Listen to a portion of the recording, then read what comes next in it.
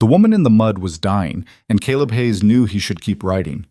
Blood soaked through her dress, dark against pale fabric that had no business being out here in the first place. Her eyes found his, sharp, desperate, nothing like the glassy stare of the other bodies scattered around the burning wagon. She wasn't asking for mercy. She was demanding survival. Caleb had buried enough people. He'd sworn he was done saving anyone. But something in that look made him dismount anyway, made him reach down into the carnage one more time, made him wonder if this decision would be the one that finally killed him too. If you want to see how far a person can fall before they find solid ground, stay with me until the end. Hit that like button and drop a comment with your city so I can see how far this story travels. The Valley didn't forgive mistakes. Caleb Hayes understood that better than most. He'd learned it the hard way, the kind of way that left scars on the inside where nobody could see them, but you felt them every damn day. The land out here didn't care about your intentions or your prayers or how hard you worked. It took what it wanted and left you with what was left. Which was why he almost didn't stop when he saw the smoke. Black column rising straight up in the still morning air, maybe 3 miles off the trail he'd been following back from town. His horse, a gray gelding named Ash, felt the hesitation in his hands and slowed without being asked. Caleb sat there for a long moment, jaw tight, weighing options that all felt bad. Smoke meant trouble. Out here, it always did. Could be a campfire, could be lightning strike, could be raid. None of those things were his problem anymore. He'd gone into Ridgefield for supplies, that was all. Flour, salt, ammunition, lamp oil. The basics that kept a man alive when he lived alone 15 miles from the nearest neighbor. He'd spoken to exactly 3 people, the store clerk, the blacksmith, and a drunk who'd tried to bum tobacco off him outside the saloon. He'd kept his head down, paid in cash, and loaded his saddlebags without lingering. That was the routine. That was the life he'd built after everything fell apart. The smoke kept rising. Not our business, Caleb said aloud. Ash flicked an ear back, waiting. Caleb pulled his hat lower, nudged the horse forward, kept his eyes on the trail.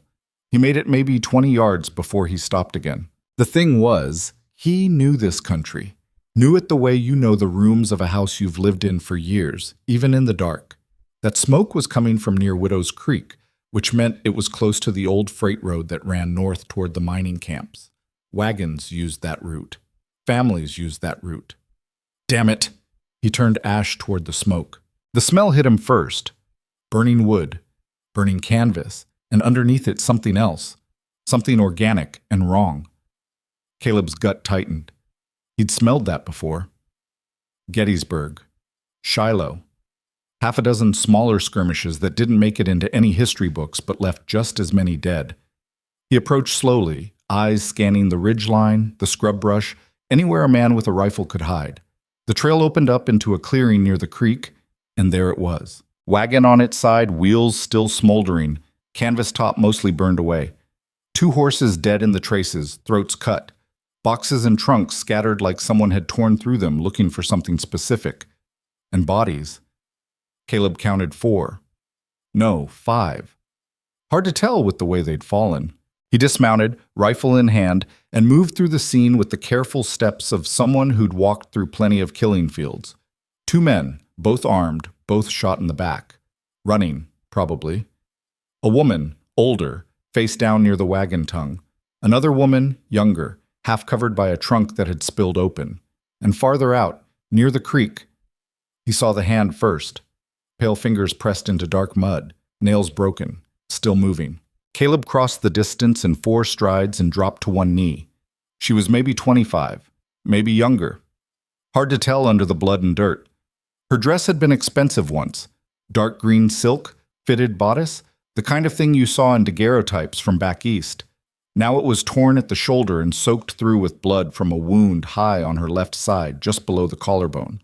Her breathing was shallow, rapid, and her eyes locked onto his face with an intensity that made him rock back on his heels. "Don't," she whispered, voice raw, barely there. "Don't leave." "Easy." Caleb set the rifle down, pulled his canteen. "I'm not going anywhere yet." He got water to her lips. Most of it ran down her chin, but she swallowed some. Her hand came up, weak, shaking, and gripped his wrist with surprising strength. "They'll come back," she said. "Looking." "Who will?" She didn't answer. Her eyes rolled back, and for a second he thought he'd lost her. But then she focused again, fighting her way back to consciousness through sheer stubborn will. "Can you move?" Caleb asked. "Don't know. Gonna find out." He got his arms under her shoulders and knees, lifted her as carefully as he could. She made a sound, not quite a scream, more like all the air leaving her lungs at once, and went rigid against the pain. Blood seeped faster from the wound. Through and through, he thought. Bullet had gone clean through, which was good and bad. Good because nothing was still in there. Bad because she was bleeding from both sides. "Stay with me," he said, carrying her toward Ash. "You got a name?" "Lena." Barely audible. "I'm Caleb. You're going to be all right, Lena. Hear me?" She didn't answer. Her head lolled against his shoulder, and her breathing went quieter. Not good. He needed to move fast. Getting her onto the horse was a nightmare. Ash was steady, thank Christ. Didn't spook when Caleb hauled the woman up and across the saddle. He tied her in place with rope from his pack, making sure she wouldn't slide off, then mounted behind her and turned back toward home. He didn't look at these other bodies. Didn't stop to bury them or say words over them. There'd been a time when he would have. That time was gone. The ride back took 3 hours. Lena drifted in and out, sometimes mumbling things he couldn't understand, sometimes going so still he had to check if she was still breathing. The sun climbed higher and the heat pressed down and flies started gathering around the blood on her dress. Caleb's cabin sat in a narrow fold of land between two ridges, hidden from the main trail by a stand of cottonwoods and a dry wash that only ran during spring melt. He'd chosen the spot for exactly that reason. You couldn't see it unless you knew it was there. One room, stone chimney, roof that leaked in 2 places he kept meaning to fix. Corral out back for Ash and the 2 mules he used for plowing. A vegetable patch that was more optimism than production. A grave under the oak tree on the east side. He didn't look at the grave as he rode past. Inside, he cleared the table with one sweep of his arm, sending tin plates and a half-finished letter scattering to the floor. He untied Lena and lifted her down, laid her out flat. Her face was chalk white now, lips going blue at the edges. "Come on," he said, more to himself than to her. "Don't quit on me yet." He'd done field medicine during the war, enough to know what he was looking at. The entry wound was high and to the left, missed the lung by maybe 2 inches. Exit wound was bigger, messier, but not catastrophic. The bleeding had slowed some during the ride, which meant her body was trying to clot. Good sign. He built up the fire, set water to boil, and pulled out the whiskey he kept for exactly this kind of situation. Then he cut her dress away from the wounds, trying not to think about the fact that he was undressing a woman he'd met an hour ago while she was unconscious. No choice. Modesty didn't stop bullets. The wounds were dirty. Mud, fabric, dried blood. He cleaned them with boiled water and whiskey, working as gently as he could. She came to halfway through and screamed, back arching off the table, hands scrabbling for purchase. He had to pin her shoulders down. "I know," he said. "I know it hurts. Almost done." "Stop," she gasped. "Please." "Can't stop. You'll die if I stop." She fought him for another few seconds, then went limp. Tears ran down into her hair. Her jaw was clenched so hard he could see the muscles jumping. He finished cleaning the wounds, packed them with clean cloth, and wrapped her torso in bandages he'd boiled and dried. His hands were steadier than he expected. Muscle memory from a life he'd left behind. When it was done, he stood back and looked at her. She was breathing easier now, some color coming back to her face. Not much, but some. He carried her to his bed, the only bed, and laid her down, pulled a blanket over her. Then he went outside, sat on the porch step, and let himself shake. It had been 4 years since he'd touched another person for longer than a handshake. 4 years since he'd let himself care whether someone lived or died. He'd built this life specifically to avoid moments like this. Moments where someone else's survival depended on him making the right choices. And here he was anyway. Ash nickered from the corral. Caleb stood, walked over, and started unsaddling the horse. His hands went through the familiar motions while his mind spun in circles. The massacre, the burned wagon, Lena's warning that they'd come back looking. Who were they? What had they wanted? And why had they left her alive? That last question bothered him most. In his experience, people who killed 4 others and burned a wagon didn't usually leave witnesses by accident. He finished with Ash, checked the mules, then went to the pump and washed the blood off his hands. The water ran pink, then clear. Inside, Lena hadn't moved. He checked her pulse, steady, and her forehead, warm but not fevered yet. He'd done what he could. Now it was up to her body to decide if it wanted to keep fighting. Caleb pulled a chair over next to the bed and sat down with his rifle across his knees. If someone came looking for her, they'd have to come through him first. He didn't sleep. The first night passed in silence. Lena's breathing was the only sound besides the wind outside and the occasional crack from the fire. Caleb kept the rifle close and his ears open, but nobody came. By morning, she was fevered. He'd expected it, but that didn't make it easier. Her skin burned to the touch, and she started talking in her sleep, full sentences that didn't connect to anything. Names he didn't recognize, places he'd never heard of. Sometimes she spoke in English, sometimes in what sounded like French. Her accent was educated, East Coast money, the kind of polish you didn't get growing up out here. He cooled her down with wet cloths and got water into her whenever she was conscious enough to swallow. Changed the bandages twice a day. Watched for signs of infection. On the third day, the fever broke. He was outside chopping wood when he heard the crash. He dropped the axe and ran, hit the door with his shoulder, rifle up. Lena was on the floor next to the bed, tangled in the blanket, eyes wide with panic. She'd tried to stand and her legs had given out. "Easy," Caleb said, lowering the rifle. "You're safe." She stared at him like she'd never seen him before. "Where?" "My cabin, 15 miles south of Ridgefield." "How did I—" "Found you at Widow's Creek 3 days ago. You were shot." Her hand went to her shoulder, felt the bandages under the shirt he'd dressed her in. One of his own shirts, too big for her, sleeves rolled up past her elbows. Understanding crossed her face, followed immediately by something that looked like fear. "The others," she said. Caleb shook his head. She closed her eyes, took a breath that hitched in the middle. When she opened them again, the fear was locked away somewhere he couldn't see it. "I need to leave," she said. You can't walk." "I'll manage." "You'll die." She glared at him. "That's not your concern." "It is while you're bleeding on my floor." They stared at each other. Caleb noticed things he'd been too busy to notice before. The way she held herself, even sitting in a heap on the floor, back straight, chin up. The fine bones of her hands, the careful way she spoke despite the situation. This was someone who'd been taught how to carry herself, how to present a certain image to the world. "Who's looking for you?" he asked. "I don't know what you mean." "Yes, you do. At the creek, you said they'd come back." "Who's they?" Lena looked away. "It doesn't matter." "It might if they show up here with guns." "Then you should let me go before that happens." Caleb let out a breath through his nose. "Can't do that." "Why not?"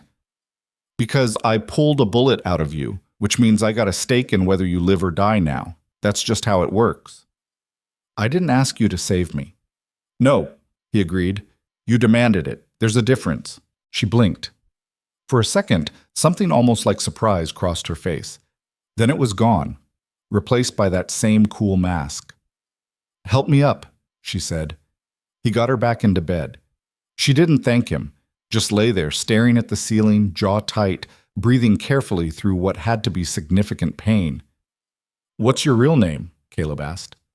"I told you, Lena." "That the name you were born with?" She turned her head to look at him. "Does it matter?" "Might. It's the name I'm using now. That's all you need to know." Fair enough, he thought. Everyone out here was running from something. He wasn't about to judge. "I'll make soup," he said. He left her alone and went to work on something simple. Beans, salt pork, an onion he'd been saving. The kind of thing that would build strength without asking too much of a healing body. While it cooked, he sat at the table and cleaned his rifle. Old habit, kept his hands busy while his mind worked. The pieces didn't fit. 5 people dead, 1 survivor. Wagon ransacked, but not completely cleaned out. He'd seen jewelry on one of the bodies, a pocket watch on one of the men. If it was robbery, they'd done a piss-poor job of it. If it was something else, what? And Lena. Everything about her screamed money and breeding, but she was out here in the middle of nowhere, traveling with people who were clearly guarding her, running from something or toward something. He'd find out eventually. People always talked if you waited long enough. And they had time. She wasn't going anywhere until she could walk without falling over. Over the next week, a routine established itself. Caleb would wake before dawn, check Lena's wounds, change the bandages if needed. She'd watch him work with that same guarded expression, never quite relaxed, never quite letting down her guard. He'd make coffee, bring her some, then go outside to work, feeding the animals, repairing fence line, clearing brush, whatever needed doing. She slept a lot at first, her body rebuilding itself from the inside out. By the 5th day, she was staying awake longer, sitting up without help, asking for things instead of just accepting what he brought. By the 8th day, she was arguing with him. "You can't keep me in bed like an invalid," she said when he tried to stop her from standing. "You're not an invalid. You're recovering from a gunshot wound. I'm well enough to move around. You fell over yesterday trying to walk to the window." That was yesterday. She stood to prove her point, made it 3 steps before she swayed and had to grab the bedpost. Caleb caught her elbow. "Stubborn," he muttered. "Practical," she shot back, but she let him help her back to bed. The arguments became part of the routine. She'd push, he'd push back. They'd reach some kind of standoff that neither of them won. It was almost comfortable after a while. Better than the silence, anyway. He started to notice small things. The way she watched him work, studying his movements like she was trying to figure something out. The way she flinched at sudden noises, a door closing, the crack of splitting wood. The way she'd go completely still sometimes, staring at nothing, somewhere else entirely. Trauma, he recognized. He'd seen enough of it to know what it looked like. Hell, he saw it in the mirror every morning. On the 10th day, she asked about the grave. They were outside. He'd helped her to the porch so she could sit in the sun for a while, build up some strength. She'd been quiet for a long stretch, just watching the wind move through the grass, and then she said it. "Who's buried under the oak tree?" Caleb's hands stopped moving. He'd been whittling a new handle for a rake, and the knife just froze halfway through a cut. "Family," he said after a moment. "I'm sorry." He started whittling again. "Long time ago." Doesn't make it easier. No, he thought. It really doesn't. She didn't ask for details. He appreciated that. After a minute, she changed the subject. "You were a soldier." Not a question. Caleb glanced at her. "What makes you say that?" "The way you move. The way you listen to everything even when you're focused on something else. And the field medicine." She gestured at her shoulder. "Most men out here know how to treat a cut or set a bone. What you did was different. Professional. Army surgeon taught me," Caleb said, "during the war. Figured it was good knowledge to have." "Which side?" "Does it matter?" "No." She paused. "I suppose it doesn't." They sat in silence. A hawk circled overhead, riding thermals. Somewhere down the valley, a coyote yipped. "Why'd you bring me here?" Lena asked. "Instead of taking me to town." Caleb considered the question.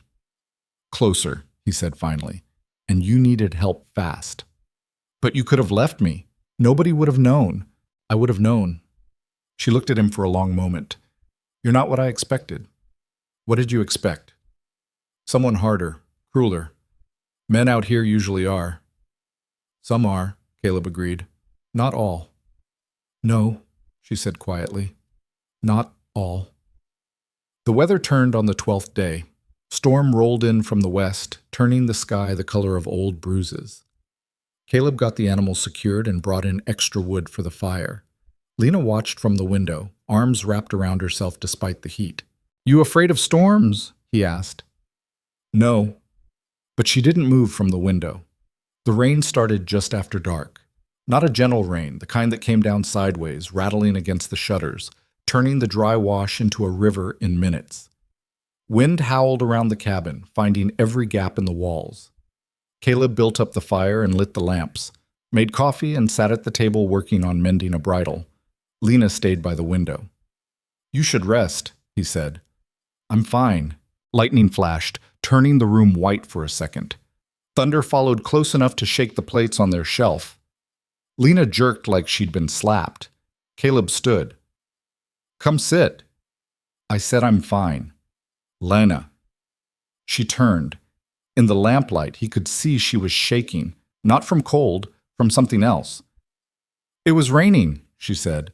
When it happened, I can't." "I know." He crossed the room, slow, giving her time to pull back if she wanted. She didn't. Come on. He guided her to the chair, sat her down, poured coffee, and put the cup in her hands. She held it like an anchor. Talk, he said. Sometimes that helps. I can't. Then don't. Just sit. So they sat. The storm raged outside, the fire crackled. Slowly, degree by degree, Lena stopped shaking. They were good people, she said eventually, voice barely audible over the rain. The ones in the wagon, they didn't deserve what happened. No one deserves that. They were helping me. If they hadn't, not your fault. You don't know that. Yes, Caleb said. I do. She looked at him. How? Because I've been where you are. Blaming myself for things I couldn't control. Doesn't change anything. Just eats you alive from the inside. What did you do to stop it? Still working on that part. The honesty seemed to surprise her. She took a sip of coffee, grimaced. This is terrible. Yeah. You make it too strong. Yeah. A sound that might have been a laugh caught in her throat. Not quite, but close. Progress. The storm blew itself out by morning. Caleb woke to silence and gray light filtering through the shutters. He'd fallen asleep in the chair. Lena was in bed, curled on her side, actually sleeping instead of just lying there pretending. He stood quietly, checked the fire, added wood. His back ached from the chair, but he'd slept in worse places. Outside, the world was washed clean. Water dripped from the eaves, and the air smelled like wet earth and sage. The days started to blur together. Lena got stronger, started helping with small things, folding laundry, shelling beans, stirring soup. She moved carefully, favoring her injured side, but she moved. The color came back to her face. The shadows under her eyes faded some. They didn't talk much, but the silence between them changed, became less tense, almost comfortable. Caleb caught himself watching her sometimes, the way she'd tuck hair behind her ear when she concentrated, the way she'd stand on the porch in the morning with her coffee, face turned toward the sun, the way she'd laugh, small and surprised, when one of the mules did something particularly stubborn. It made him nervous. Caring about someone meant they could hurt you. He'd learned that lesson, wasn't interested in learning it again. But it kept happening anyway. On the 18th day, everything changed. Caleb had ridden into Ridgefield for supplies, not because he needed them yet, but because he was starting to feel too comfortable with Lena around, and that scared him enough to make him want space. He told her he'd be back by evening, made sure she had water and food, and left before the sun was fully up. The ride gave him time to think, which was the problem. He didn't want to think about what happened after Lena was fully healed, where she'd go, whether she'd tell him the truth about who she was running from, whether he'd try to stop her from leaving. That last thought was the one that worried him most. He was so deep in his own head that he almost missed it. The man was standing outside the general store talking to the clerk. Well-dressed, too clean for someone who'd spent time on the trail. He had papers in his hand, and he was showing them to anyone who'd look. Caleb tied Ash to the rail and moved closer, trying to look casual. He caught part of the conversation. Young woman, dark hair, traveling north from Denver. May have been injured. The clerk shook his head. Haven't seen anyone like that. If you do, there's a reward. She's valuable property, you understand? Her family wants her back safely. Property. The word hit Caleb like a fist. He knew what it meant. Out here, property meant one of two things, a criminal or a woman sold into marriage. The man moved on to the next person. Caleb stood very still, mind racing. He bought his supplies quickly, kept his hat low, didn't make conversation. As he was leaving, he saw the man posting a notice on the wall outside the saloon. He waited until the man was gone, then walked over to read it. Reward. For information leading to the recovery of Miss Eliza Whitmore, age 23, recently disappeared from a contracted arrangement. Dark hair, green eyes, approximately 5 feet 4 inches. Last seen traveling north from Denver in the company of hired escorts. Presumed injured in recent incident near Widow's Creek. Contact Victor Hale, Hale Ranch, or Sheriff's Office in Ridgefield. $500 reward. Below the text was a photograph. It was Lena. Caleb tore the notice down, shoved it in his pocket, and rode hard for home. Ash knew something was wrong before they reached the cabin. The horse's ears kept swiveling back, catching Caleb's tension, and his gait stayed choppy even when the trail smoothed out. Caleb didn't ease up on the reins. The folded notice in his pocket felt like it was burning through the fabric. Eliza Whitmore. Contracted arrangement. Valuable property. The words kept cycling through his head, each pass making his jaw tighter. He'd seen plenty of mail-order bride situations go bad. Knew women who'd signed contracts to escape worse situations back east, only to find themselves trapped in different kinds of hell out here. But something about this felt worse. The photograph had been professional, expensive. The reward was serious money, and the phrase valuable property sat in his gut like spoiled meat. The sun was dropping toward the western ridge when he finally saw the cabin. Smoke rising from the chimney.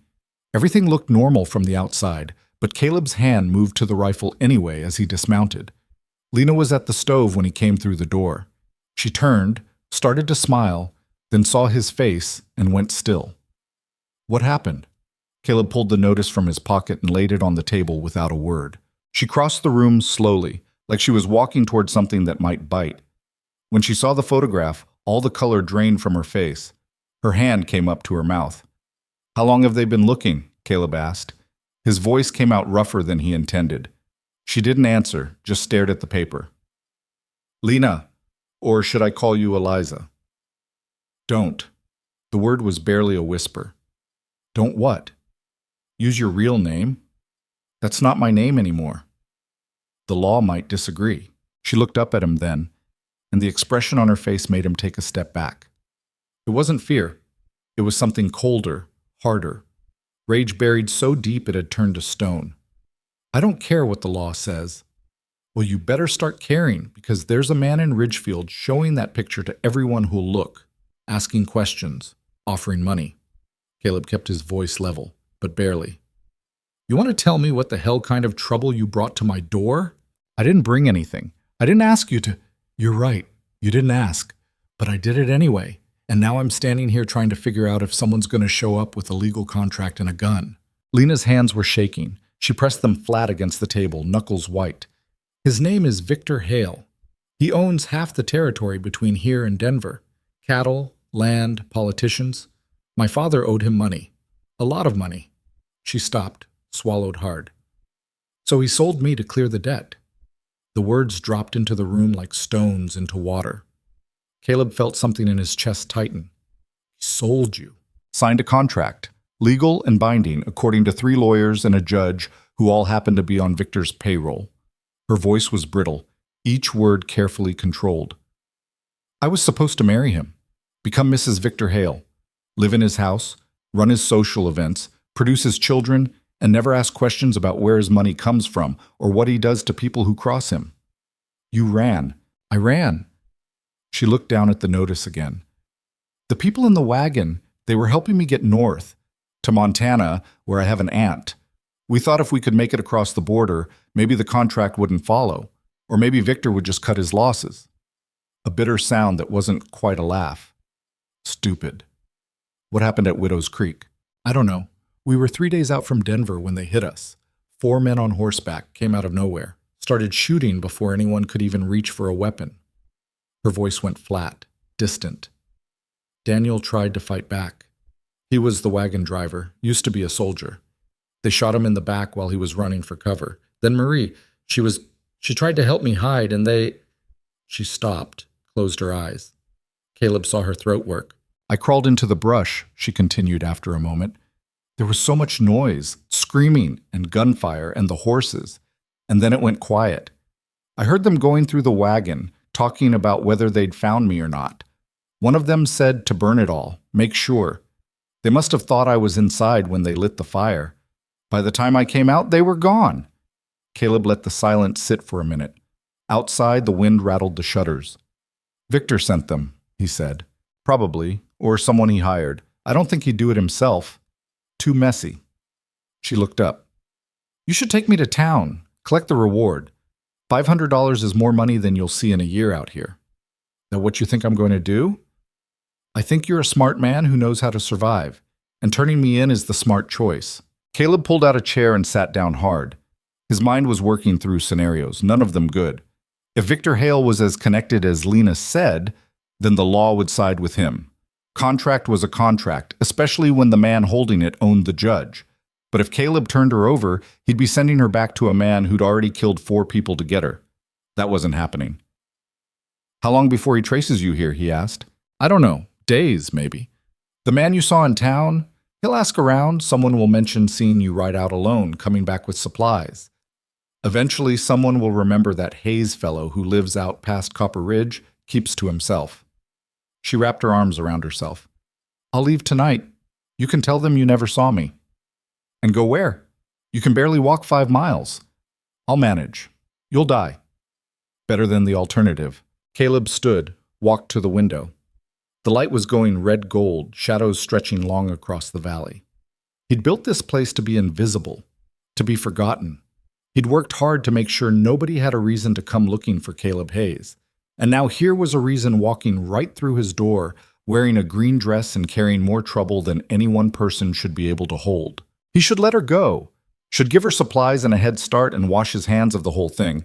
That was the smart play. But when he turned around, he saw the way she was standing, back straight even though she was terrified, chin up even though she was shaking, the same way she'd looked lying in the mud at Widow's Creek, demanding to live. You're not leaving, he said. Caleb, not until you're healed enough to have a real chance out there. Another week, maybe 2. We'll figure something out. There's nothing to figure out. He has a legal contract and enough money to make any problem disappear. There's no fighting that. Maybe not, but running half dead into the wilderness isn't fighting either. It's just dying slower. She stared at him.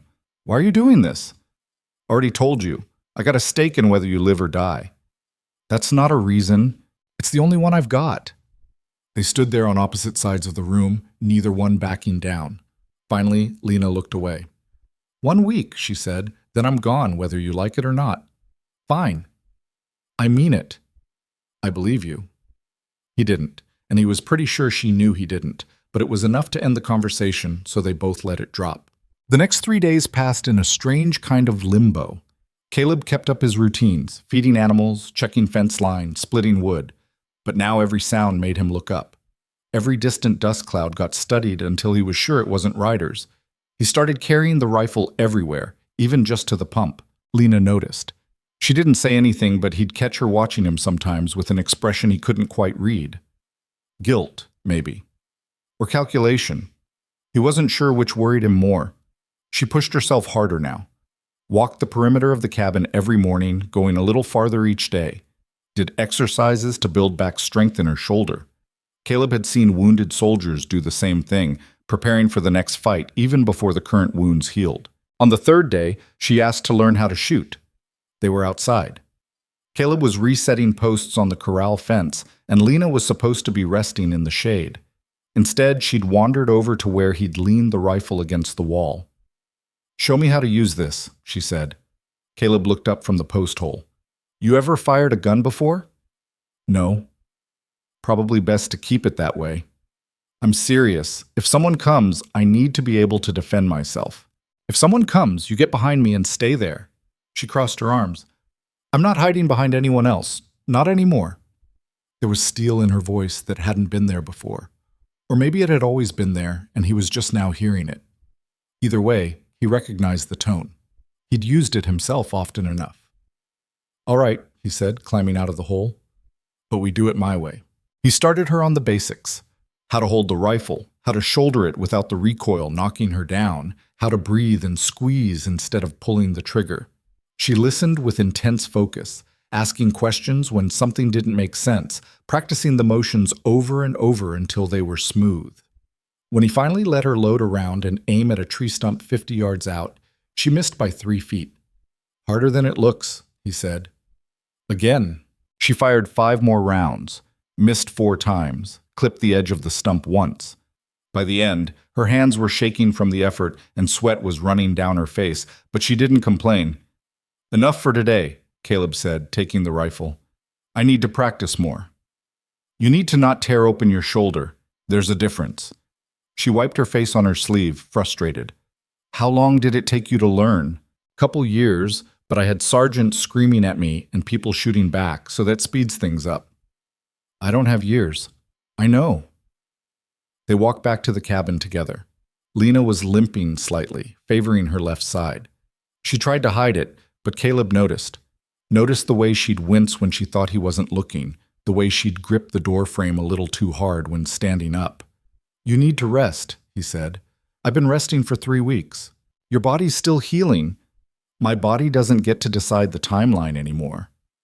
That night, she had the dream again. Caleb woke to the sound of her crying out, words he couldn't understand. He was on his feet before he was fully conscious, hand reaching for the rifle. Then he heard it again and realized. He lit the lamp and crossed to the bed. Lena was tangled in the blanket, head thrashing back and forth, caught in whatever nightmare was playing behind her closed eyes. "Lena." He kept his voice low, non-threatening.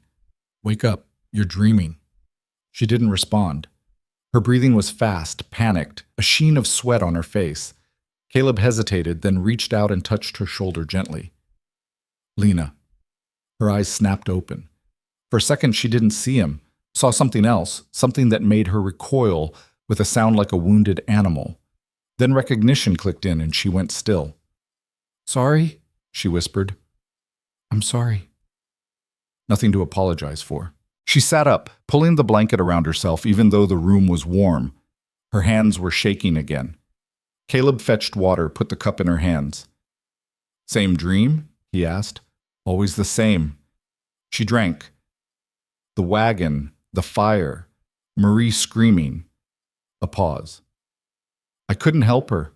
She was 10 feet away and I just lay there in the brush and did nothing." "You would have died too." "Maybe that would have been better." "No," Caleb said firmly. "It wouldn't." Lena looked at him. Her eyes were red-rimmed, exhausted. "You ever have dreams about your family?" The question hit him sideways. He hadn't expected it. "Yeah." "Do they get better? Over time?" He wanted to lie. Tell her it got easier, that the dreams faded, that eventually you could sleep through the night without waking up with your heart trying to punch through your ribs. But he'd never been good at lying. "No," he said. "They don't get better. You just get used to them." Something in her expression crumpled. She set the cup down and put her face in her hands. Her shoulders started shaking. Caleb stood there uselessly. He didn't know what to do with crying women. Hadn't known even before he'd lost the ability to comfort anyone. But he couldn't just walk away either. He sat down on the edge of the bed, careful to leave space between them. "Talk or don't talk. Your choice. But I'm here either way." For a long time she just cried. Quiet, wrenching sobs that she tried to muffle against her palms. Caleb sat and listened and felt completely inadequate. Finally, the crying tapered off into shaky breaths. Lena wiped her face with the blanket edge. "I thought I was strong enough," she said, voice hoarse. "When I decided to run, I told myself I could handle whatever came, that being free was worth any price. But I didn't know—" She stopped, started again. 4 people are dead because of me. 4 people are dead because someone murdered them. That's not on you. They were protecting me. That was their choice. You didn't pull the trigger. I might as well have." Caleb let out a breath. "You want to carry that guilt? I can't stop you, but I've been carrying my own version for 4 years, and I can tell you it doesn't change anything, doesn't bring them back, doesn't make you feel better, just makes you tired." She looked at him. "What happened to your family?" He should have seen this question coming, should have deflected, changed the subject, anything. But something about the hour and the darkness and the fact that she'd just laid herself bare made him answer. "Fever," he said. "Came through one winter. My wife and daughter both got sick.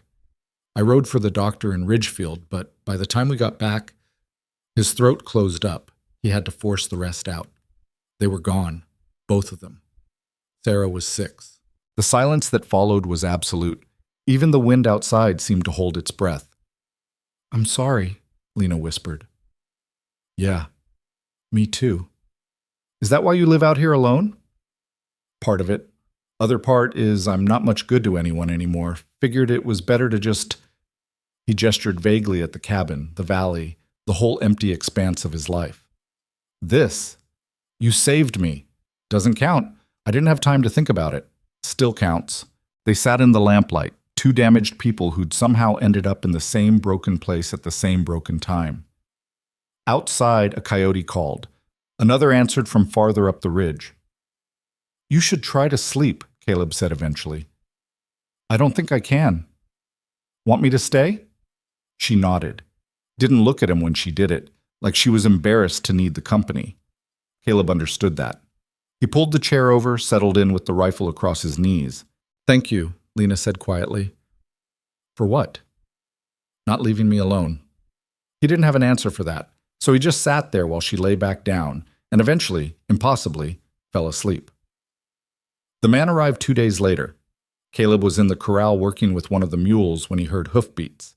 He looked up to see a single rider coming down the trail, moving at an easy pace, not hurried, confident. "Lena," he called toward the cabin. "Inside, now." She appeared in the doorway, saw the rider, and disappeared without argument. Good. Caleb set down the lead rope and walked toward the house, angling so he'd intercept the rider before he got too close. The man reined in about 20 yards out. He was maybe 40, well-fed, with the kind of clothes that cost more than Caleb's entire cabin. Black coat despite the heat, silk vest, boots polished to a mirror shine. He sat his horse like someone who'd grown up in the saddle but hadn't worked a day in his life. "Mr. Hayes?" The man's voice was smooth, educated. East Coast money. "Who's asking?" "My name is Thomas Garrett. I'm an associate of Mr. Victor Hale.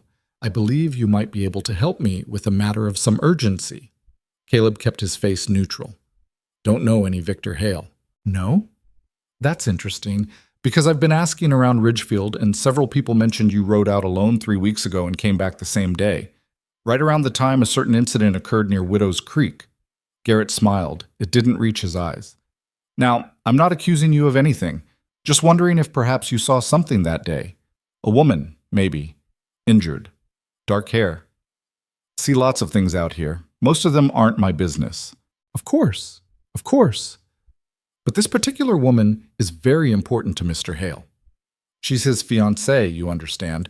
There was a terrible misunderstanding and she ran off before the wedding. Her family is very worried. We just want to make sure she's safe."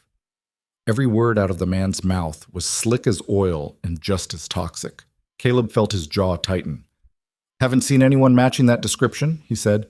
"You're certain? Because there's a substantial reward for information. $500. That's a lot of money for a man living alone out here." "Don't need money bad enough to take it from you." Something flickered in Garrett's expression. Annoyance, maybe. He reached into his coat. Caleb's hand moved toward his rifle and pulled out a folded paper. "This is a legal contract," Garrett said, holding it up. "Signed by Miss Whitmore's father and witnessed by a judge. It establishes Mr. Hale's legal claim to his bride. Anyone harboring her would be in violation of territorial law. That's a serious offense, Mr. Hayes. Could mean jail time, or worse. If I see her, I'll be sure to let you know."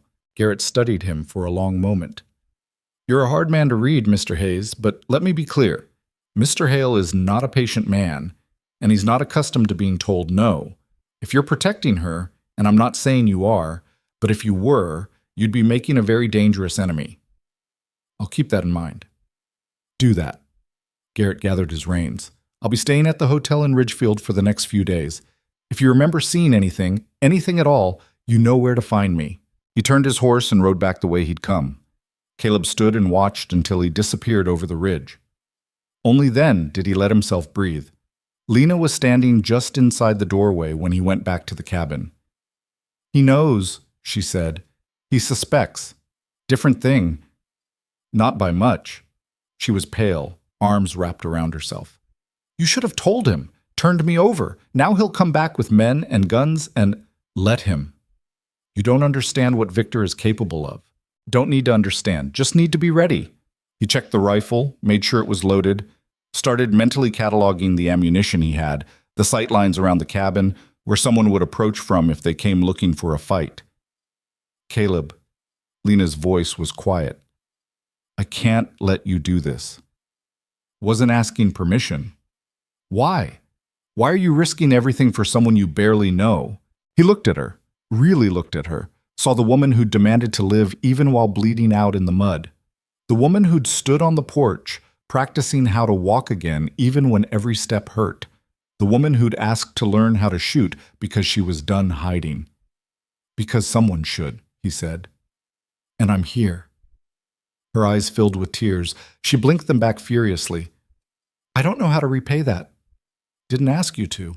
They stood there in the silence. Outside, the afternoon was fading toward evening.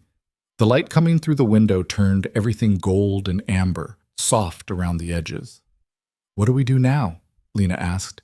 "We wait, and we get ready." That night, they made a plan. It wasn't a good plan. Caleb knew that, but it was better than nothing. They went over escape routes, places Lena could hide if men came, signals they could use to communicate without words. He showed her where he kept the ammunition, the spare rifle, the supplies she'd need if she had to run.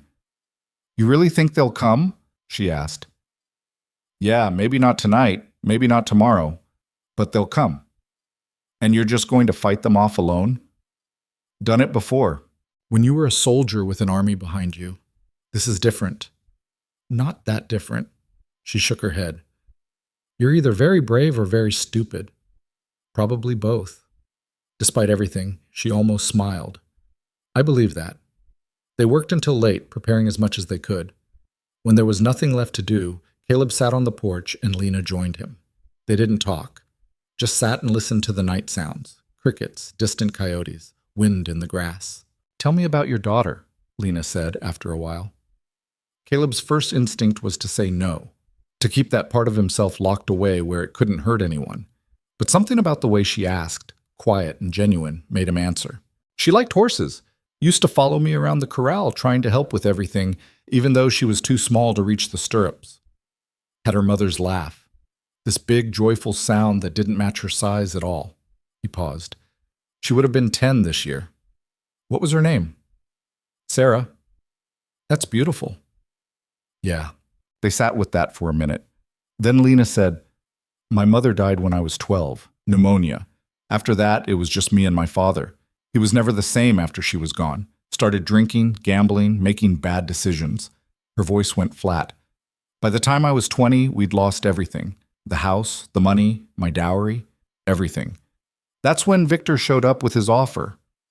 Your father should have told him to go to hell." "He should have, but he didn't. He saw a way out of his debts and he took it. Didn't matter that it meant selling his daughter like livestock. You could have said no." "Could I?" She looked at him. "I had no money, no prospects, no way to support myself. Women don't have a lot of options in that situation. You either marry or you starve. Those are the choices." "There's always choices," says the man who's never had to make them. Caleb couldn't argue with that. He'd seen enough during the war to know that people trapped between bad options and worse ones usually didn't have the luxury of high-minded principles. "I'm sorry," Lena said after a moment. "That wasn't fair." "Was a little fair." She surprised him by laughing. Actual laughter, not bitter or sarcastic. Just genuine amusement at the absurdity of everything. "We're a mess, aren't we?" she said. "Pretty much. And yet here we are. Two broken people hiding in the middle of nowhere, waiting for armed men to show up and drag me back to a man I'd rather die than marry." "You're not going back." "You keep saying that, like you can just decide it and make it true." "I can." She turned to look at him. In the moonlight, her face was all shadows and angles. "You can't save everyone, Caleb. Not trying to save everyone, just you." The words hung in the air between them. Caleb felt his pulse kick up, suddenly aware of how close they were sitting, how the night made everything feel smaller and more intimate. Lena's expression shifted. Something complicated moved behind her eyes. "Don't do that." "Do what?" "Care about me. It's dangerous." "Little late for that." "It's not." Her voice was urgent now. "You can still walk away. Tell Garrett you reconsidered, collect the reward, go back to your life. You don't owe me anything. Already told you what. I know what you told me. But I'm telling you now, as clearly as I can, I'm not worth dying for. Do you understand? I'm not worth it." Caleb met her eyes. "That's not your call to make." They stared at each other. The space between them felt charged, electric with things neither of them was saying. Finally, Lena looked away. "You're impossible," she muttered. "Heard that before." She stood, wrapped her arms around herself against the chill. "I'm going to bed. Try not to do anything heroic while I'm sleeping. No promises." She went inside. Caleb stayed on the porch, rifle across his knees, watching the darkness. Somewhere out there, Garrett was reporting back to Victor Hale. Plans were being made. Men were being hired. The storm was coming whether he was ready or not. But for tonight, for this moment, Lena was safe. That would have to be enough. The morning broke cold and clear, the kind of day that made the valley look peaceful if you didn't know better. Caleb had been awake since before dawn, watching the eastern ridge turn from black to gray to gold. He'd learned a long time ago that sleep was optional when you were waiting for trouble to find you. Lena was up early too. He heard her moving around inside, the creak of floorboards, the soft clatter of the coffee pot. When she came out to the porch, she had 2 cups in her hands and dark circles under her eyes that said she hadn't slept much either. "Anything?" she asked, handing him one. "Quiet." "That's not comforting." Wasn't meant to be. They drank their coffee in silence. The valley was waking up around them, birds starting their morning racket, insects humming in the grass, one of the mules braying for breakfast. Normal sounds, safe sounds. Caleb didn't trust any of them. "I've been thinking," Lena said after a while, "about what happens if they come with the law." "They won't." "How do you know? How do you—" "Because Victor Hale doesn't want the law involved any more than you do. Legal contract or not, people start asking questions when 4 bodies turn up and a woman goes missing. Questions are bad for business, especially the kind of business he's in." "You sound certain." "Seen men like him before. During the war, after it. They operate in the gray spaces where nobody's looking too close. Bringing in the actual law defeats the purpose." Lena turned that over. "So he'll send hired men, people who don't care about the contract, just the money." "That'd be my guess." "How many?" "Depends how valuable you are to him. Could be 2, could be 10. Caleb finished his coffee, set the cup down. "Either way, we'll deal with it." "We." She said the word like she was testing its weight. "You keep saying we. Problem with that?" "Just trying to understand why you'd put yourself in the line of fire for this. For me." Caleb looked out in the valley. The sun was higher now, burning off the last of the morning mist. "Told you already? Someone should? That's not good enough." "It's what I've got." She studied his face, eyes narrowed like she was trying to see past the words to whatever he was keeping locked down. Finally, she shook her head. "You're a terrible liar, you know that?" "Never claimed otherwise." "There's something else, some reason you're doing this that you won't say." "Maybe I just don't like the idea of a woman getting dragged back to a man she's terrified of." "That's part of it, but not all." She was right, and they both knew it, but Caleb wasn't ready to examine too closely why he'd decided to make this his fight. Easier to keep moving, keep planning, keep his hands busy so his mind didn't wander into territory that might make him question what he was doing. "I need to ride into Ridgefield," he said, changing the subject. "See what I can find out." "That's insane. Garrett's there. If he sees you, he's already seen me, and right now he thinks I'm just another rancher who doesn't want to get involved. Better to keep it that way than let him think I'm avoiding town." "What if he follows you back?" "I'll make sure he doesn't."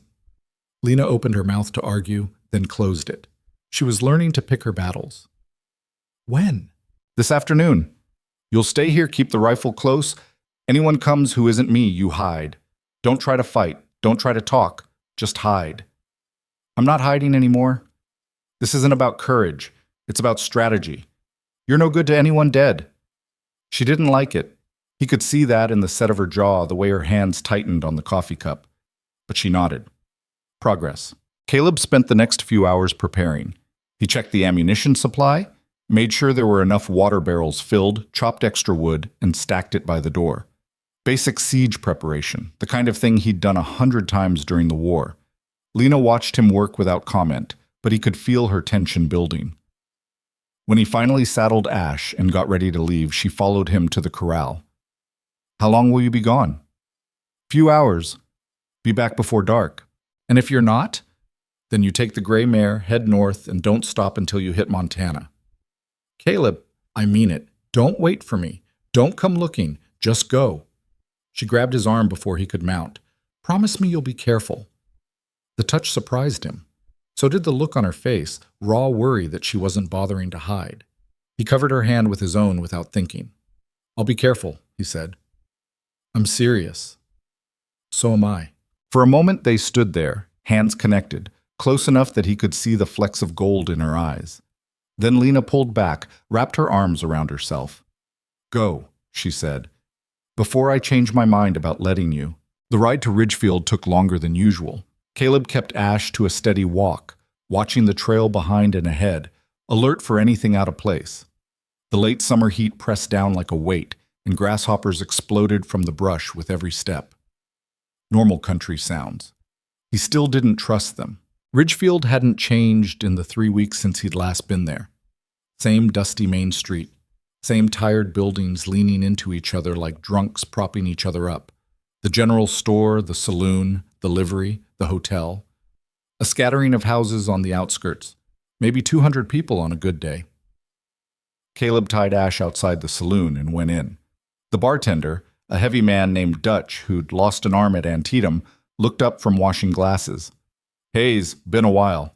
Came in a few weeks back." "Yeah, but that was business. This looks social." "I'll have a whiskey." Dutch poured without comment. The saloon was nearly empty this time of day, just a couple of card players in the corner and an old man sleeping off last night's drunk at a table by the window. Caleb took his drink and leaned against the bar where he could watch the door. "Heard there's strangers in town," he said casually. Dutch snorted. "Stranger, singular, Eastern dandy staying at the hotel, asking questions about some missing woman. Got half the town stirred up with his reward money. Anyone taking him up on it?" "Not yet. Most folks don't know anything worth $500. Dutch gave him a sideways look. "You hear anything out your way? Quiet as usual?" "Uh-huh." The bartender went back to his glasses. "Man came in here yesterday, showed me a photograph. Pretty girl. Looked scared in the picture, like whoever took it made her nervous." Caleb kept his face neutral. "That right?" Asked if I'd seen anyone matching the description. I told him we get all kinds passing through. Hard to remember one face. "Probably true." "Probably." Dutch set down a glass, picked up another. Also told him that Hayes fellow out past Copper Ridge keeps to himself, doesn't truck with strangers, and generally minds his own business. Figured that was worth mentioning. Caleb looked at him. Dutch didn't look back, just kept washing glasses like they were having a conversation about the weather. "Appreciate it," Caleb said quietly. "Don't know what you're talking about. I'm just making conversation." The door opened and 3 men walked in. Not locals, Caleb could tell that immediately.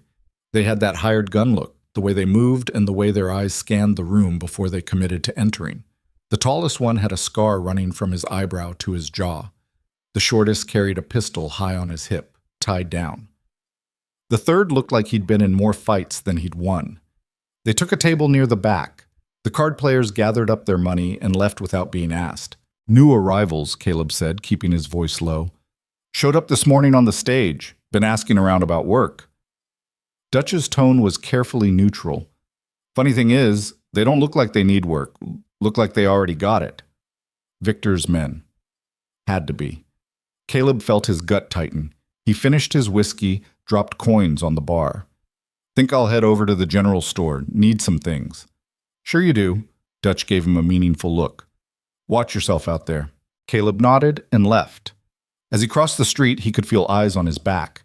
The hired guns weren't even trying to be subtle. Good. That meant they were confident, which meant they were probably sloppy.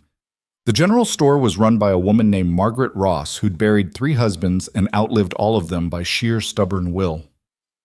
She was tallying receipts when Caleb walked in. "Mr. Hayes, twice in 1 month. Should I be worried?" "Just need some lamp oil." "Lamp oil."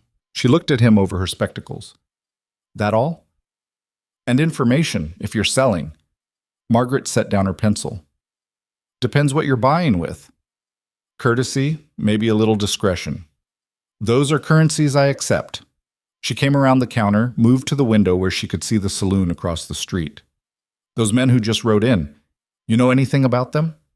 "Nothing good." "That's what I figured. They've been showing that photograph around, asking questions, making people nervous." She turned back to him. "I heard about the massacre at Widow's Creek. 5 people dead, wagon burned, and now strangers with guns asking about a missing woman. You think they're connected?" "I think coincidences are rare out here, and I think you rode into town 3 weeks ago and came back with blood on your saddle." Caleb's hand moved instinctively to his side where the rifle hung. Margaret noticed but didn't react. "I'm not accusing you of anything," she said, "just stating facts. What you do with those facts is your business. And if those men come asking you about me, I'll tell them you buy lamp oil and pay in cash. Nothing else. Nothing else to tell. Appreciate that. Don't thank me yet. There's more. She glanced at the window again. That Eastern man, Garrett, he's been meeting with Sheriff Pike. Long meetings, behind closed doors. I don't know what they're discussing, but Pike came out of the last one looking like someone had offered him money he couldn't refuse. Pike's on the take? Pike's always been on the take. Question is, what's he being paid to do this time? Caleb felt the situation shifting beneath him. If the sheriff was involved, it meant this wasn't just about hired guns. It meant the law, or what passed for it in Ridgefield, was being turned into a weapon. How long do I have? He asked. That's the real question, isn't it? Margaret moved back to the counter, started wrapping the lamp oil in brown paper. If I were a gambling woman, I'd say maybe a day or two before they make their move. They're gathering information, building a case. Once they think they have enough, they'll come for you with badges and warrants and enough legal cover to make it stick. Legal cover for what? Harboring a fugitive, interfering with a lawful contract, maybe even conspiracy in the Wagon murders, if they want to get creative. She handed him the package. They're building a box to put you in, Mr. Hayes. Question is whether you're going to let them close the lid. Caleb took the oil, dropped coins on the counter. More than it was worth, but Margaret didn't comment on that. One more thing, she said as he turned to leave. That young woman they're looking for. If she exists, if someone was helping her, you'd tell her to be smart about this, wouldn't you? Tell her that running only works if you're faster than what's chasing you. If she existed, what would you tell her? Margaret smiled, thin and sharp. I'd tell her to stop running. Running just wears you down until you can't fight anymore. Better to stand your ground and make them come to you. Even if the odds are bad? Especially if the odds are bad. Sometimes the only way to win is to change the rules of the game. Caleb studied her. You speaking from experience? I didn't bury 3 husbands by accident, Mr. Hayes. He almost laughed. Would've, if the situation wasn't so serious. Instead, he tipped his hat. I'll keep that in mind. You do that. And Mr. Hayes, whatever you're planning, do it soon. The clock's running. He left before she could see how much her words had rattled him. Outside, the afternoon sun was slanting long across the street. The hired guns were coming out of the saloon, spreading out in 3 different directions. Looking, hunting. Caleb untied Ash and mounted up, keeping his movements casual. Just another rancher heading home after some business in town. Nothing to see here.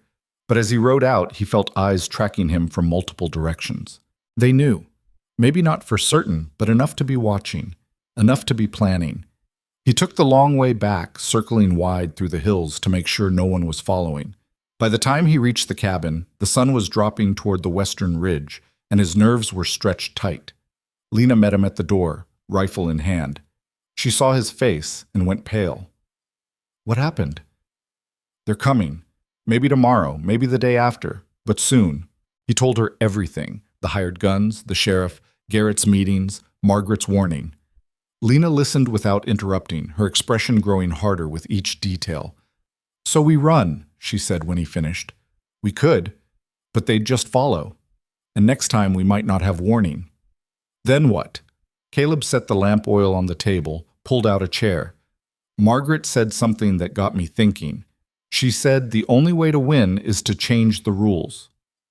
What does that mean? It means we stop playing their game. Stop reacting to what they do and start making them react to us. Lena sat down across from him. I'm listening. The contract you signed, you still have it? No, my father kept the original. Victor probably has it now.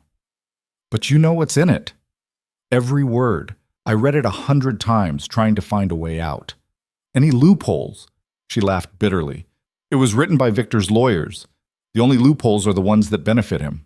What are the terms? Exactly. Lena closed her eyes, reciting from memory.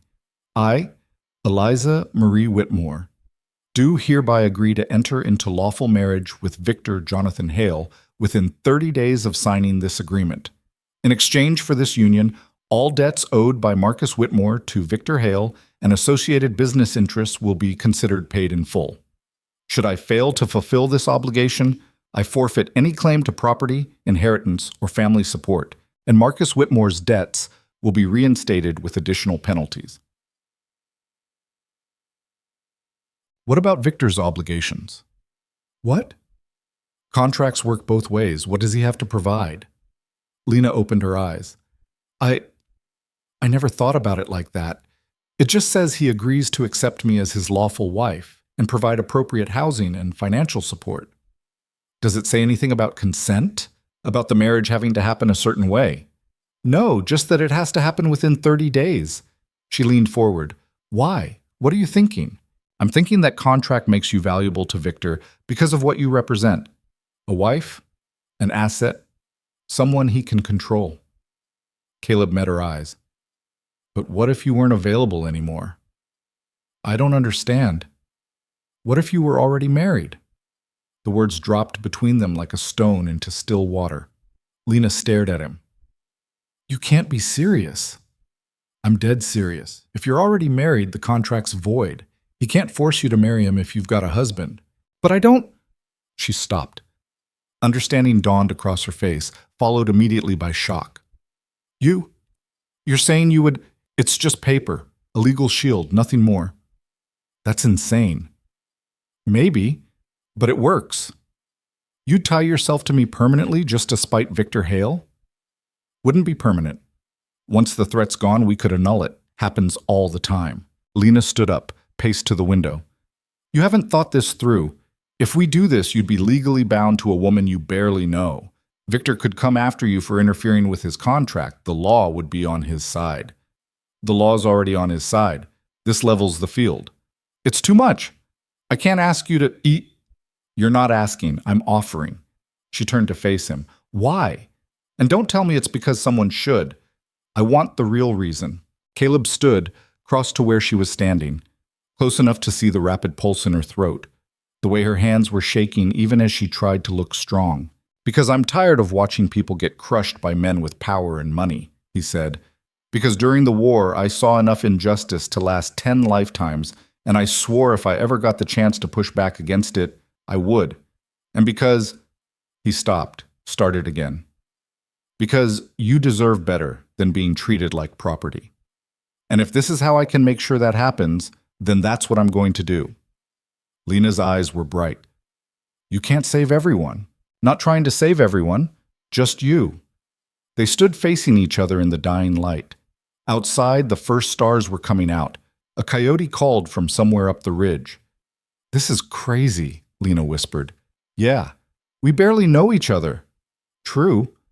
It could make everything worse. Could make everything better.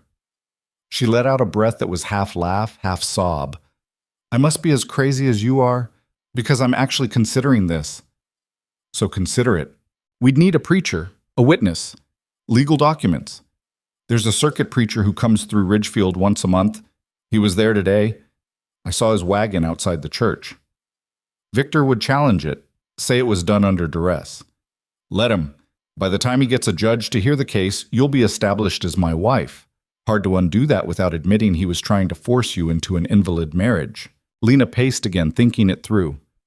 We'd have to do it tomorrow, before Garrett makes his move. First thing in the morning. And you're absolutely certain about this?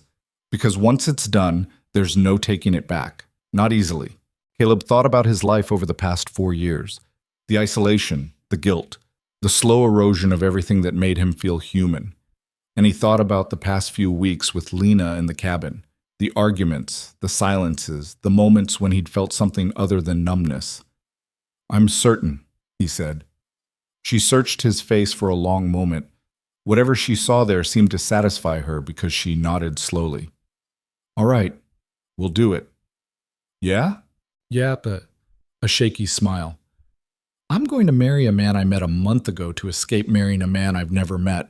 My mother would be horrified. My mother would probably understand. Was she as crazy as you are? Crazier. This time the laugh was real, brief but real.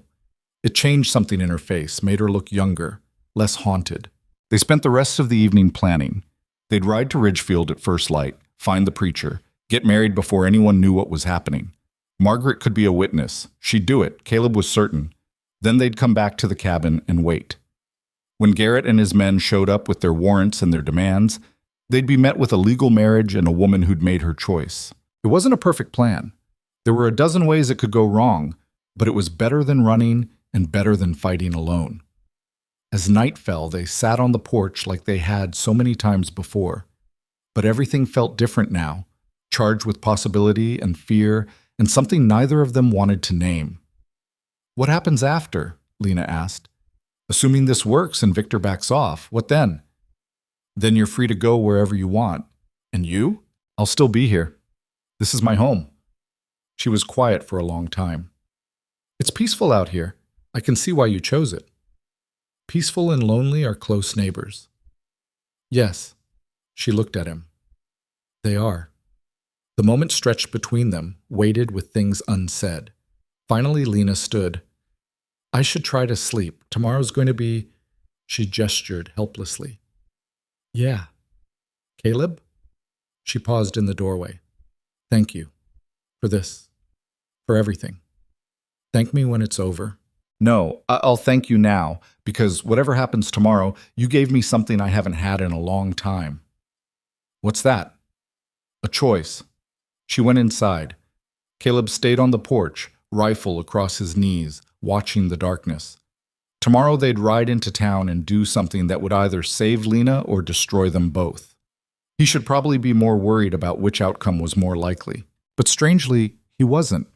For the first time in 4 years, he felt like he was moving toward something instead of just away. Like he was choosing to fight instead of just surviving. It was terrifying and exhilarating in equal measure. The night deepened around him. Stars wheeled overhead in their ancient patterns. Somewhere in the valley, an owl called. Life continuing, indifferent to human drama and human plans. Caleb let his mind go quiet, listening to the wind and the insects and the small sounds of the night. Tomorrow would bring what it brought. Tonight, he'd keep watch. Inside the cabin, a lamp flickered on, then off. Lena trying to rest before the morning. He hoped she could sleep. One of them should. The hours passed slowly. Caleb's thoughts drifted between past and present, between the grave under the oak tree and the woman sleeping in his bed, between the life he'd built in isolation and the one he might be stepping into tomorrow. Just before dawn, he heard movement inside. Lena appeared in the doorway, already dressed, her hair pulled back and her face set with determination. "Couldn't sleep either?" she asked. "Didn't try." "Probably smart." She sat down beside him. "You know this is insane, right?" "You've mentioned that." "Just making sure we're both clear on what we're doing. We're giving you a way out. That's what we're doing." She nodded. "Okay, then let's go do something insane." They saddled both horses as the sky lightened from black to gray. Neither spoke much. There wasn't much left to say. By the time the sun broke over the eastern ridge, they were ready. Caleb took one last look at the cabin, the valley, the life he'd built in careful isolation. Then he mounted Ash and turned toward Ridgefield. Lena rode beside him, back straight, chin up. Not running anymore. Choosing. They rode into whatever came next together. The ride into Ridgefield felt longer than it was. Every shadow looked like a threat, every distant figure a potential enemy. Caleb kept his hand near his rifle and his eyes moving, but Lena rode steady beside him, her face set with the kind of determination that came from having nothing left to lose. They reached the edge of town just as the sun cleared the mountains. The street was mostly empty this early. A few shop owners sweeping porches, a dog sleeping in a patch of sunlight, smoke rising from the hotel chimney. Normal, peaceful. It wouldn't stay that way. "Where first?" Lena asked quietly. "Church. Get the preacher before anyone knows we're here." The small wooden church sat at the far end of town, paint peeling, cross slightly crooked on the steeple. The circuit preacher's wagon was still there, which meant he hadn't left yet. Good. Caleb dismounted and tied both horses to the rail. "You ready?" he asked. Lena took a breath. "No, but let's do it anyway." The church door creaked when Caleb pushed it open. Inside, the preacher was packing books into a trunk, humming tunelessly to himself. He was maybe 60, thin as a rail, with kind eyes behind wire-rimmed spectacles. He looked up when they entered. "Help you folks?" "We need to get married," Caleb said. No point dancing around it. The preacher blinked. "Right now?" "Right now, so..." "Well..." He set down the book he'd been holding, studied them both. "That's direct. I appreciate direct. You got a license?" We'll get one after. Right now we just need the ceremony. Son, that's not how it works. Law requires— I know what the law requires, Caleb interrupted. But there are men in this town who are going to try to stop this if we wait. So I'm asking, will you marry us now and we'll handle the paperwork later? The preacher looked at Lena. Miss, are you being coerced? No, she said firmly. This is my choice. You sure about that? Because once it's done, it's done. I'm sure. He studied her face for a long moment, then nodded slowly. All right. I've seen enough forced marriages to know what they look like, and this ain't it. But I'll need a witness. Already thought of that, Caleb said. Give us 10 minutes. He left Lena in the church and crossed the street to the general store. Margaret was opening up, turning the sign from close to open. She saw him through the window and her eyebrows went up. Mr. Hayes, early for lamp oil. Need a favor? Must be a big one to bring you here at dawn. Biggest I'll probably ever ask. He glanced back at the church. I need you to witness a wedding. Margaret went still. Whose wedding? Mine. For maybe the first time since he'd known her, Margaret Ross looked genuinely surprised. Then a slow smile spread across her face. Well now, that's one way to solve a problem. You'll do it? Wouldn't miss it for the world. Give me 2 minutes to lock up. They walked back to the church together. Margaret didn't ask questions, which Caleb appreciated. Some things didn't need explaining. You either understood or you didn't. The preacher had cleared a small space near the altar when they returned. He'd put on his formal coat and found a worn Bible. Lena stood near the front pew, hands clasped together. She looked small in the morning light filtering through the dusty windows. Everyone here? The preacher asked. Everyone who needs to be, Caleb confirmed. Then let's begin. He opened the Bible, found his place. Normally I'd give a whole speech about the sanctity of marriage and the bonds of holy matrimony, but given the circumstances, I'll keep this short. He looked at Caleb. You got a ring? Caleb hadn't thought of that. Neither had Lena, based on the way her eyes widened slightly. Margaret sighed, pulled a thin gold band from her own finger. Belonged to my first husband. He was a good man, better than the other two. I think he'd approve of it going to someone who needs it more than I do. She pressed it into Caleb's palm. The metal was warm from her skin. I'll get it back to you, he said. Keep it. I got his memory. That's enough. The preacher cleared his throat. Right then. Caleb Hayes, do you take this woman as your lawful wedded wife to have and to hold from this day forward? The words felt surreal. A month ago, Caleb had been alone, content in his isolation, certain he'd never stand in a church again. Now here he was, about to marry a woman he'd pulled from the mud, whose real name he'd only learned a few days ago. I do, he said. The preacher turned to Lena. Eliza Whitmore. Lena, she interrupted. My name is Lena. The preacher paused, then nodded. Lena, do you take this man as your lawful wedded husband to have and to hold from this day forward? She looked at Caleb, really looked at him, like she was seeing past all the walls and barricades to something underneath.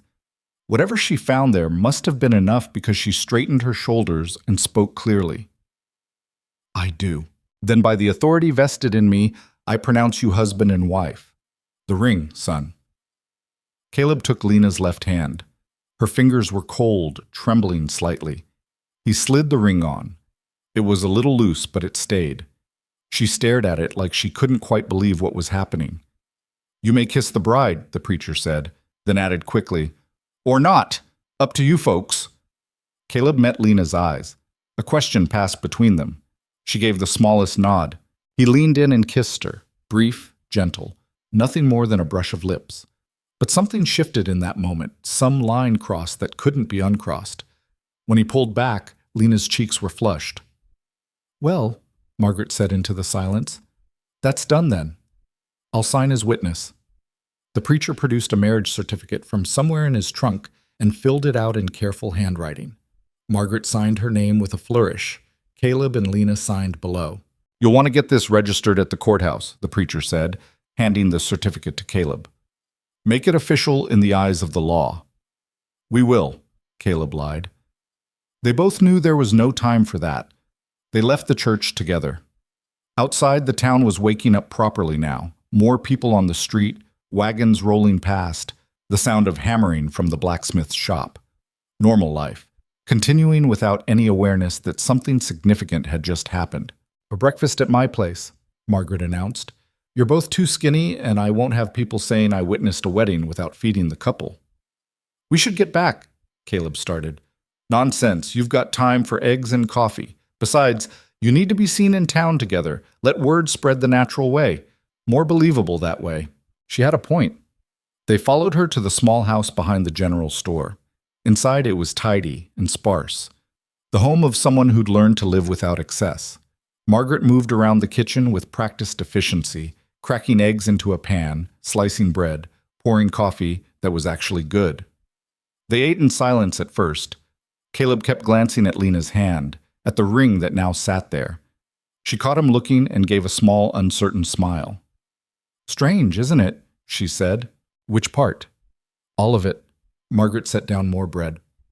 "You two will be fine. I've seen marriages start on worse foundations than trying to save someone's life." "Did yours?" Lena asked. "My first one did. Met Samuel when he pulled me out of a river. I'd fallen in trying to save my father's hat of all stupid things. Samuel jumped in after me, got me to shore, and 3 weeks later, we were married." She smiled at the memory. "Had 12 good years before the fever took him. Worth every moment." "And the other two?" Caleb asked. "Those were mistakes, but you learn from mistakes too."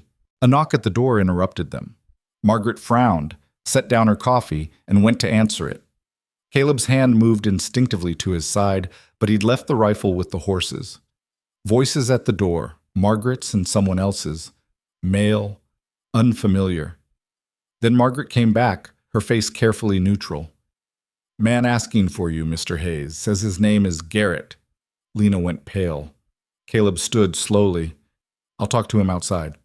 "Caleb," Lena started, "stay here." He walked to the door.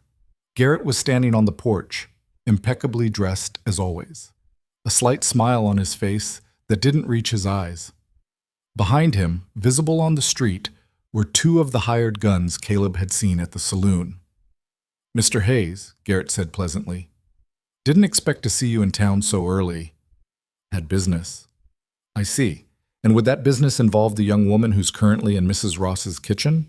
Caleb kept his face blank. "Don't know what you're talking about."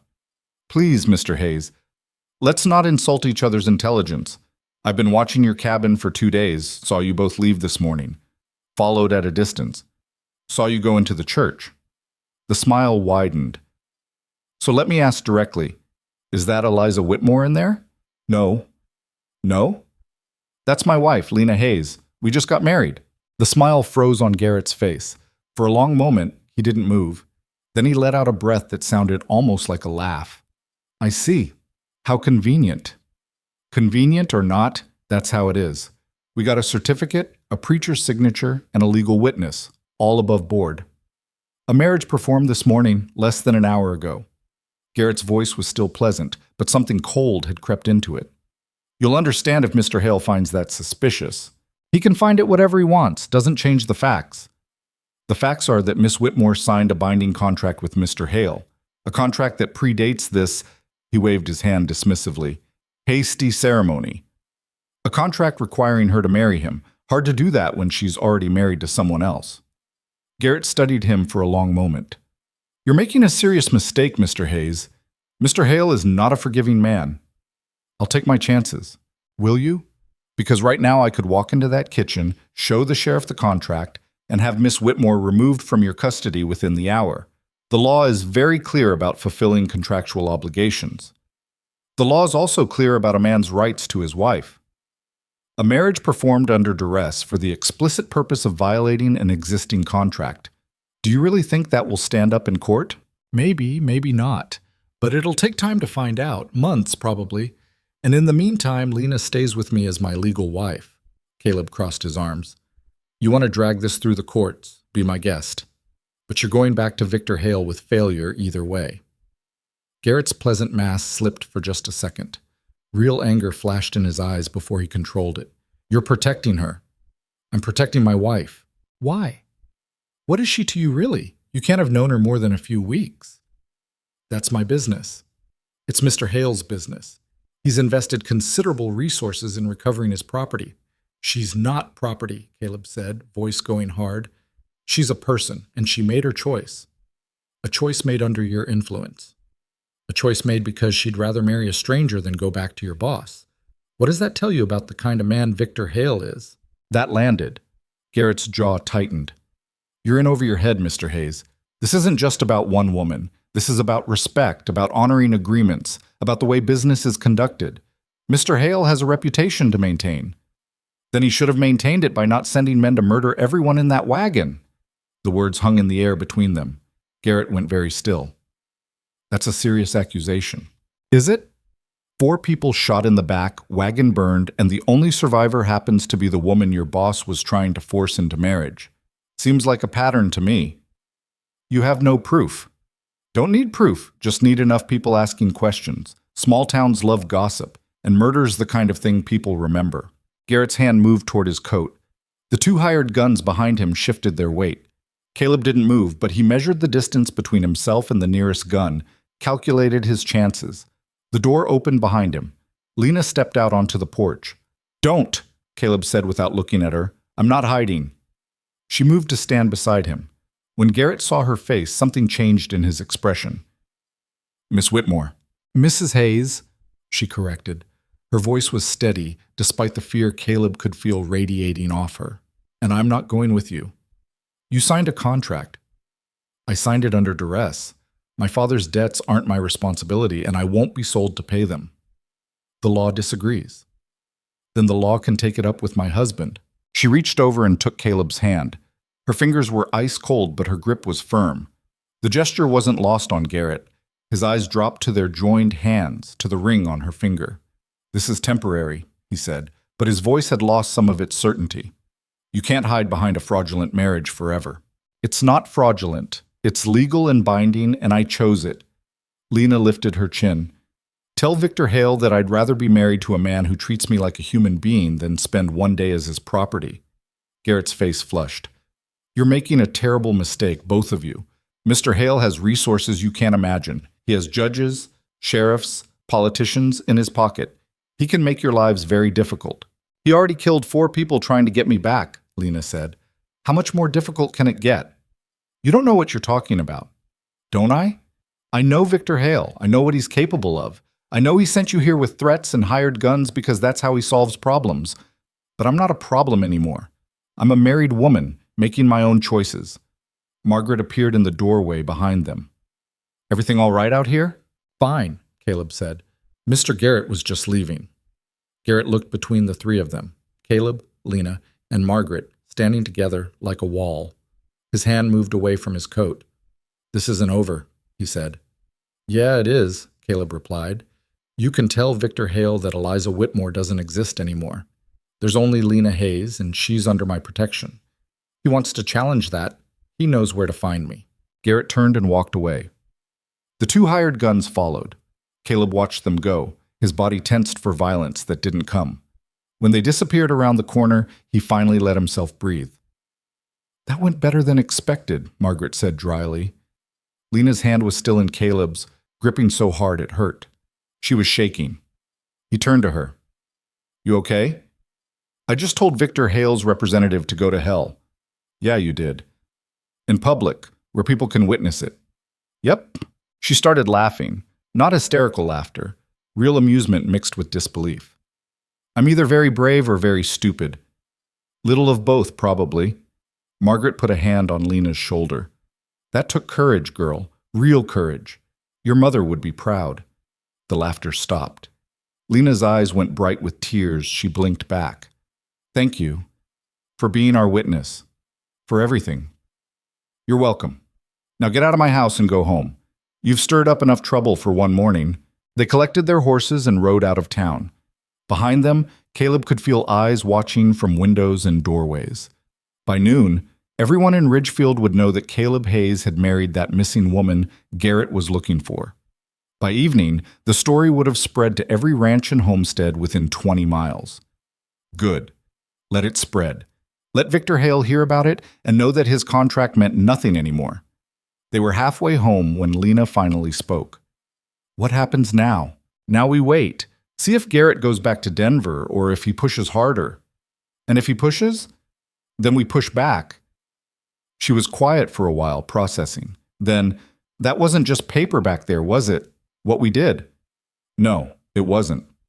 We're actually married. We are. For real. For real. She looked down at the ring on her finger. This is the most insane thing I've ever done. Same. But it felt right. When I was standing there telling Garrett to leave, when I called myself your wife, it felt right.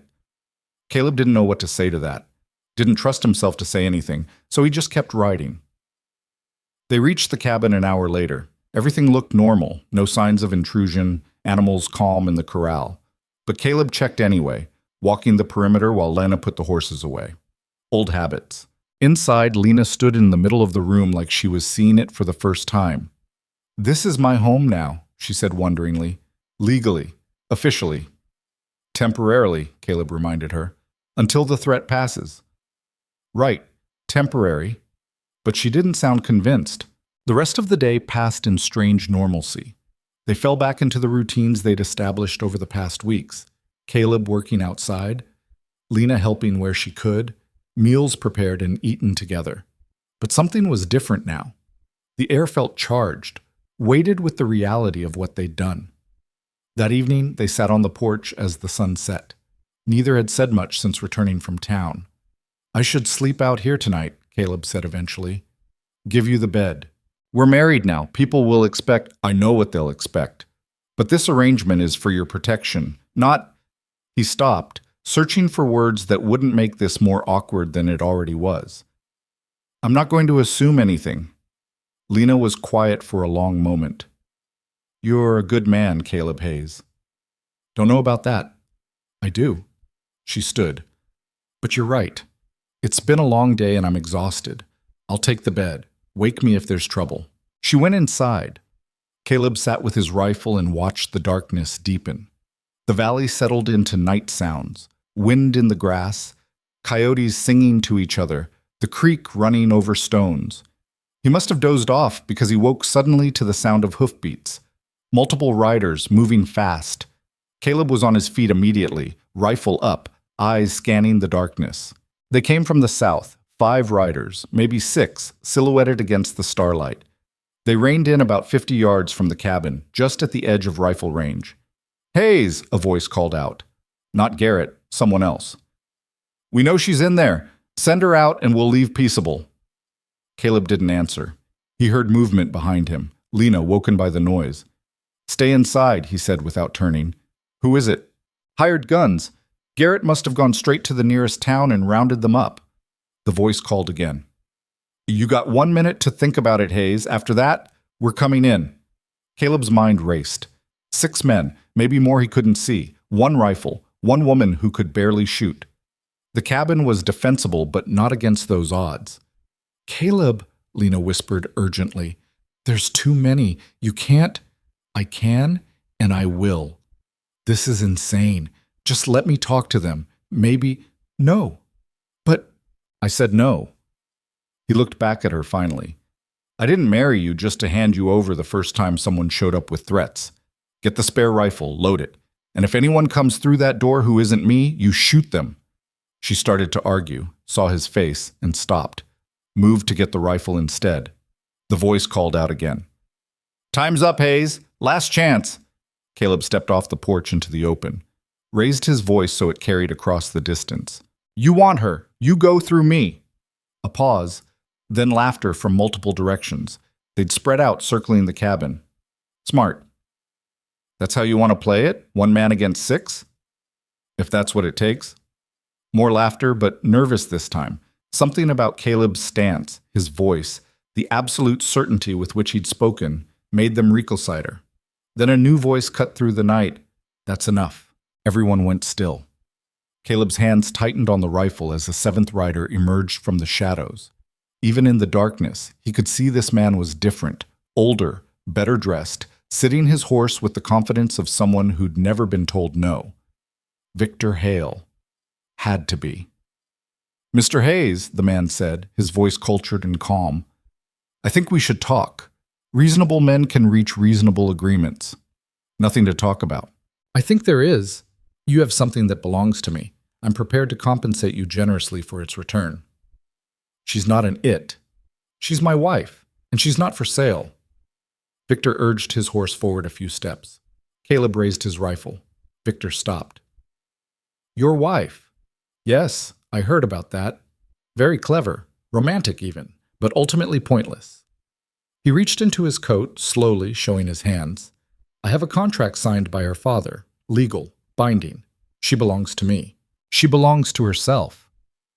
That's not how the law sees it. Then maybe the law's wrong. Victor sighed, like he was dealing with a stubborn child. Mr. Hayes, I admire your principles. Truly. But you're fighting for a lost cause. Miss Whitmore signed. Mrs. Hayes, Lena's voice rang out from inside the cabin. She appeared in the doorway, rifle in her hands, aimed directly at Victor. My name is Mrs. Hayes, and I will never be yours. The hired guns shifted nervously. Victor held up a hand to stop them. Eliza, he said, and his voice changed, became softer, almost gentle. You're upset. I understand. The situation with your father's debts was unfortunate, but we can move past that. Come with me now and I'll forget this whole embarrassing incident. No. Be reasonable. You signed a contract. Under duress.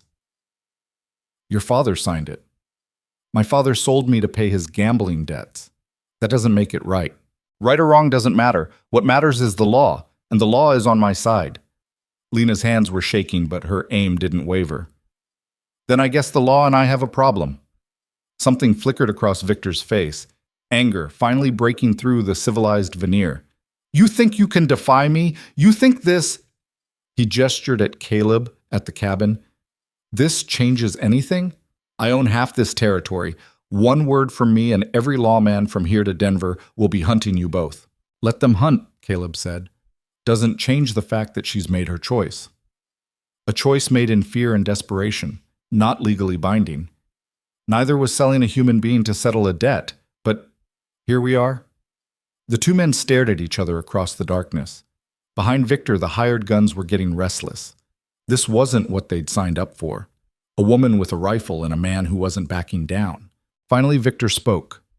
I could burn this cabin down around you. Kill you both. Make it look like a tragic accident. You could try, Caleb agreed. But the first shot fired, I put a bullet through your chest, and I don't miss at this range. Then we're at an impasse. No. We're at an ending. You ride away, leave us alone, and this is over. You push forward, people die. Maybe us, maybe you, probably both. That what you want? Victor sat very still, calculating, weighing options. Caleb could almost see him doing the math. What was one woman worth versus his life, his reputation, the exposure that would come from a gunfight that ended with bodies? This isn't over, Victor said finally. I'll take this to court. I'll use every legal means at my disposal. You do that. We'll be right here. For a long moment, nobody moved. Then Victor pulled his reins, turned his horse. Let's go. The hired guns looked confused but followed. They rode out the way they came, disappearing into the darkness. Caleb kept his rifle raised until the hoofbeats faded completely. Only then did he lower the weapon and turn around. Lena was still in the doorway, still holding the rifle, tears streaming down her face. I did it, she whispered. I told him no. Yeah, you did. He came all the way from Denver, and I told him no. The rifle started to slip from her hands. Caleb crossed the distance and caught it before it fell, set it aside. Lena was shaking hard now, reaction setting in. He steadied her with hands on her shoulders. You stood up to him, he said, in front of his men, in front of everyone. That took real courage. I was terrified. Being brave doesn't mean not being scared. It means being scared and doing it anyway. She let out a sound between a laugh and a sob, and then she was against him, face pressed to his chest, crying in earnest now. Caleb held her, one hand on her back, the other cradling her head, and let her fall apart. They stood like that for a long time. Eventually the crying slowed, then stopped. Lena pulled back, wiping her face with her sleeve. Sorry, I got your shirt wet. I've had worse things on it. He'll come back, with lawyers and warrants and... Maybe.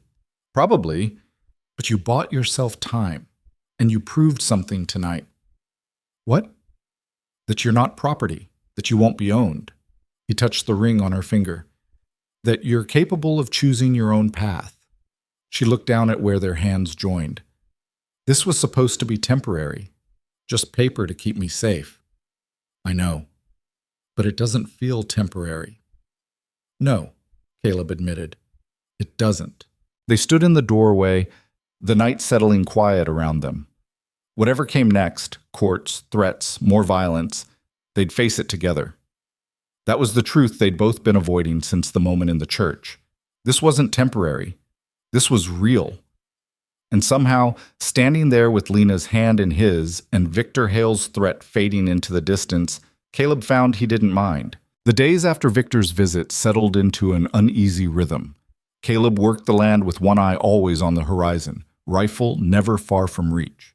Lena moved through the cabin like someone learning to inhabit a new skin, making coffee without asking where things were kept, mending his shirts without being asked, standing beside him on the porch in the evenings like it was the most natural thing in the world. They didn't talk about what had happened between them, didn't discuss the way she'd pressed against him after Victor left, or how his hands had lingered on her back longer than necessary.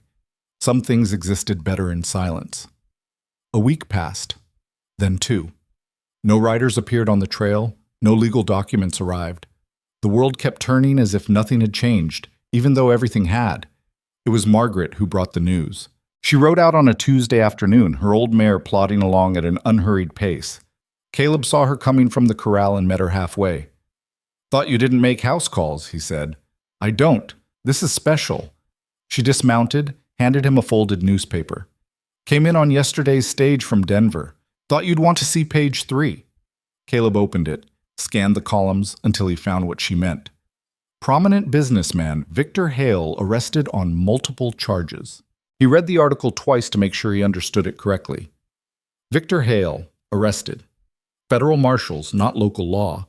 Charges including fraud, racketeering, and conspiracy to commit murder in connection with the deaths of 4 people near Widow's Creek. Several associates also arrested. Investigation ongoing. How? Caleb asked. Someone talked, Margaret said.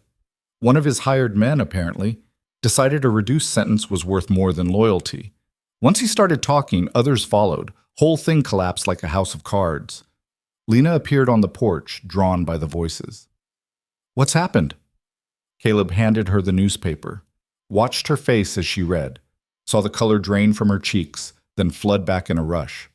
He's arrested, she whispered. Victor's actually arrested. Looks that way. But the contract, his lawyers, won't matter much if he's convicted of murder, Margaret said. Hard to enforce a marriage contract from a federal prison. And even if he beats the charges, his reputation's destroyed. No judge will touch this case now, not with the attention it's getting. Lena read the article again, hands shaking. It's over. It's actually over. Seems so. She looked at Caleb, then at Margaret, then back at the newspaper. Then she started laughing. Real laughter, the kind that came from somewhere deep and genuine. She laughed until tears ran down her face, until she had to sit down on the porch steps to catch her breath. I'm free, she said between gasps. I'm actually free. Margaret smiled. That you are, girl. Question is, what are you going to do with it? The laughter stopped. Lena looked at Caleb, something complicated moving behind her eyes. I don't know, she said quietly. Margaret cleared her throat. Well, I'll leave you two to figure that out. Just wanted to bring the news. She mounted her mare with some difficulty. Caleb, you take care. Lena, you're welcome in town anytime. Door's always open. She rode off before either of them could respond. Caleb and Lena stood in the yard, the newspaper between them like evidence of something neither wanted to acknowledge. You could leave now, Caleb said finally. If you wanted, head to Montana, find your aunt. Start over somewhere nobody knows you. I could. No one would stop you. No, they wouldn't. She folded the newspaper carefully, creasing the edges. Is that what you want? For me to leave? The question hung in the afternoon air. Caleb thought about the cabin the way it had been before Lena, silent, empty, precisely ordered around the absence of another person. Then he thought about the way it felt now, with her presence woven into every corner. Coffee made the way she liked it. Books she'd borrowed from Margaret stacked by the bed. The sound of her humming while she worked. "No," he said. "That's not what I want." "Then what do you want?" "I want—" He stopped, started again. "I want you to make a choice that's actually yours. Not because you're running from something or because you owe me anything. A real choice." Lena set the newspaper down on the porch rail. "What if I told you I already made it?" "When?" "The morning we got married, maybe before that." She crossed the distance between them. "I could have run a dozen times. Could have taken the gray mare and headed north while you were in town or working the far field, but I didn't. You were healing. I needed safety. You gave me that. But somewhere along the way, it became more than just safety." She gestured at the cabin, the valley, everything around them. "This place, this life, it feels right. You feel right." Caleb's throat was tight. "Lena, I know this wasn't supposed to be real. I know we did it for practical reasons, and we barely know each other, and it's probably crazy to even think—" She stopped, took a breath. "But I don't want to leave. I want to stay here. With you. If you'll have me." He looked at her, really looked at her. Saw the woman who demanded to live while bleeding in the mud, who'd learned to shoot even when her hands shook, who'd stood in a doorway with a rifle and told a powerful man he had no claim on her, who'd chosen courage over and over again, even when it would have been easier to surrender. "Yeah," he said, "I'll have you." She smiled, and it transformed her whole face. "Yeah?" "Yeah." She stepped closer, close enough that he could see the pulse jumping in her throat. "So what does that mean, for us?" "Means we stop pretending this is temporary. Means we figure out how to actually be married instead of just legally married." "I don't know how to do that." "Me neither. We'll have to learn as we go." "That's terrifying." "Little bit." She reached up, touched his face. Her hand was warm against his cheek. "I'm glad it's you. I'm glad it was always you." Caleb covered her hand with his own. "Me too." They stood like that for a moment, the afternoon light turning everything gold. Then Lena rose on her toes and kissed him. Not like the brief touch in the church, but real and deep and full of promise. Caleb pulled her closer, one hand at her waist, the other cradling the back of her head, and kissed her back. When they finally broke apart, both breathless, Lena laughed again. "What?" Caleb asked.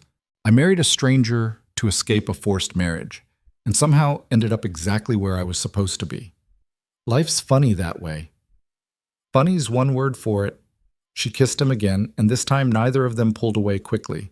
The months that followed weren't easy. Learning to live with another person after years alone required adjustments Caleb hadn't anticipated. Lena had her own rhythms, her own way of doing things, her own moments when the past caught up with her, and she needed space to breathe through it. They argued about stupid things, how much wood to chop, whether to plant corn or beans, whose turn it was to deal with the temperamental mule. But they also laughed. They worked side by side in the garden, her hands in the soil beside his.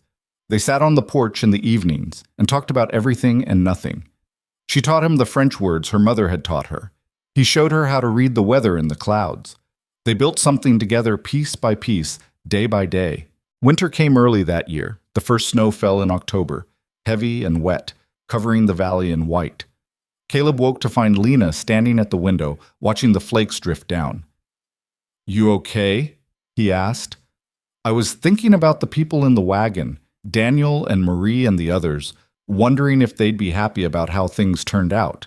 Caleb got out of bed, crossed to stand beside her. "I think they would be. They helped you because they believed you deserved a chance. You took that chance and made something of it. I wish I could thank them." "You are thanking them, by living the life they helped you get to." She leaned against him. He wrapped an arm around her shoulders. "Tell me something about Sarah," she said quietly. "Something happy." It still hurt to talk about his daughter, probably always would, but it hurt less now, like a wound that had finally started to heal properly. "She used to make up songs," he said. "Completely ridiculous songs about the horses and the chickens and whatever else caught her attention. She'd sing them at the top of her lungs while she worked, didn't care who heard. She sounds wonderful." She was. "Do you think she'd like me?" Caleb thought about that. "Yeah, I think she would. She liked people who spoke their mind. You would have gotten along. They stood together watching the snow fall, the past and present existing side by side without conflict for once. Spring arrived with a rush of green and a letter from Denver. It was addressed to Lena, forwarded through Margaret. She opened it at the kitchen table while Caleb made coffee. "It's from a lawyer," she said, scanning the pages. "Victor's been convicted. 15 years in federal prison. The contract is officially nullified." She kept reading. "My father passed away 3 months ago. Liver failure." Caleb watched her face, saw complicated emotions flicker across it. Grief, relief, anger, sadness, all mixed together.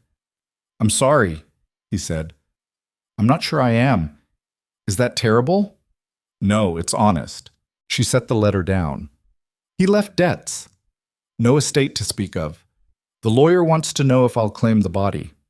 Will you?" "I don't know. He sold me, traded me like livestock to save himself, but he was still my father." She rubbed her eyes. "What would you do?" "Can't answer that. Everyone's relationship with their parents is different." In the end, she wrote back declining. "Let the county handle it," she said. She'd grieved the father he could have been, not the one he was. The letter also contained something else. A small inheritance from her mother's side of the family, held in trust and protected from her father's creditors. Not a fortune, but enough to make a difference. "We could expand," Lena said, studying the amount. "Buy more land, maybe some cattle, build a proper barn." "We could," Caleb agreed. "Or you could use it to go to Montana, start fresh like you originally planned." She gave him a look. "Why would I do that when I'm already home?" They used the money to improve the ranch, bought breeding stock, fixed the roof, added a room to the cabin. Lena worked as hard as any ranch hand, learning to rope and brand, to read cattle and anticipate weather. She was good at it, to Caleb's surprise, had a natural sense for the animals and the land. One evening in late spring, they sat on the newly expanded porch watching the sun set. Lena had dirt under her nails and hay in her hair. She looked content in a way she never had when she first arrived. "I've been thinking," she said. "Dangerous pastime," she elbowed him. "Serious thought, about what Margaret said that day, about making our own choices." "Yeah? For so long, I let other people make decisions for me. My father chose where I lived, what I studied, who I'd marry. Even running away was just reacting to someone else's choice." She picked at a splinter on the porch rail. "But staying here, that was mine. Choosing you was mine. This life we're building is mine." "Ours," Caleb corrected gently. "Ours," she agreed. "But I chose it. Not because I had to, not because someone forced me, because I wanted to." "That's what freedom is," Caleb said. "Not just the absence of chains, the ability to choose your own path." "When did you get so wise?" "I'm not wise. I'm just old." "You're 34. That's not old. Feels old some days." She leaned her head on his shoulder. "Well, you're stuck with me now, for better or worse, like the preacher said." "Could be worse. Could be better, too." "How so?" She sat up, met his eyes. "I want children. Eventually. If you do." The statement caught him off guard. He thought of Sarah, of the grave under the oak tree. Thought about the fear that came with loving someone who could be taken away. "I'm scared," he admitted, "of losing someone again." "I know, I'm scared too. Scared I'll be a terrible mother. Scared something will go wrong. Scared of 100 things." She took his hand. "But I'm more scared of letting fear stop me from living." Caleb looked out at the valley, at the land they'd worked together, at the life they'd built from nothing. Sarah would always be a part of him, a scar that never fully healed. But maybe that was okay. Maybe you could carry loss and still move forward. Maybe the scars proved you'd survived. "Okay," he said. "Okay. Yeah. Let's have kids. Eventually." She smiled, bright and genuine. "Eventually. But not right now." "No. Right now we're still figuring out how to be married." "How are we doing with that?" "Better than expected. You haven't scared me off yet." "Give it time." She kissed him, slow and sweet. "I've got plenty of time." "We both do." The summer brought visitors. Margaret came out regularly now, sometimes bringing supplies, sometimes just for conversation. Other neighbors started stopping by. cautiously at first, then more frequently as word spread that Caleb Hayes had a wife and wasn't quite as isolated as everyone thought. A family named Morrison settled on the land to the north. They had 3 children who were fascinated by everything about ranch life. Lena took to teaching them, the same way someone must have taught her once: how to read tracks, identify plants, move quietly through the brush. Caleb watched her with the kids and saw the mother she'd become someday. Patient but firm, willing to let them make mistakes, but quick to correct anything dangerous. The Morrison parents were grateful, invited them to dinner. It became a regular thing: Sunday meals, shared work parties, the kind of community Caleb had avoided for years. He was surprised to find he didn't mind it. One evening, after a particularly rowdy dinner at the Morrisons where the children had begged for stories about the frontier, Lena asked him about the war. "You never talk about it," she said. "Not really." They were riding home in the twilight, the horses moving at an easy walk. "Not much to say. It was bloody and pointless, and most of the men I knew didn't make it home." "But you did." "Yeah, I did." "Do you feel guilty about that?" He thought about it. "I did. For a long time. Felt like I should have done more, fought harder, saved more people. But you can't save everyone. You can barely save yourself most of the time." "Is that what you learned?" "Part of it. The other part is that surviving isn't enough. You have to actually live. Took me a long time to figure out the difference." Lena was quiet, processing that. "I think that's what I'm learning too. That surviving what Victor did to me, what happened to those people in the wagon, that's not the end of the story. It's just the beginning." "The beginning of what?" "Of whatever I choose to make it." She was right, Caleb realized. They'd both spent so long just surviving, him in his isolation, her in her fear, that they'd forgotten living was an option. But every day they worked together, ate together, built something together, they were choosing to live instead of just exist. That was worth more than all the safety in the world.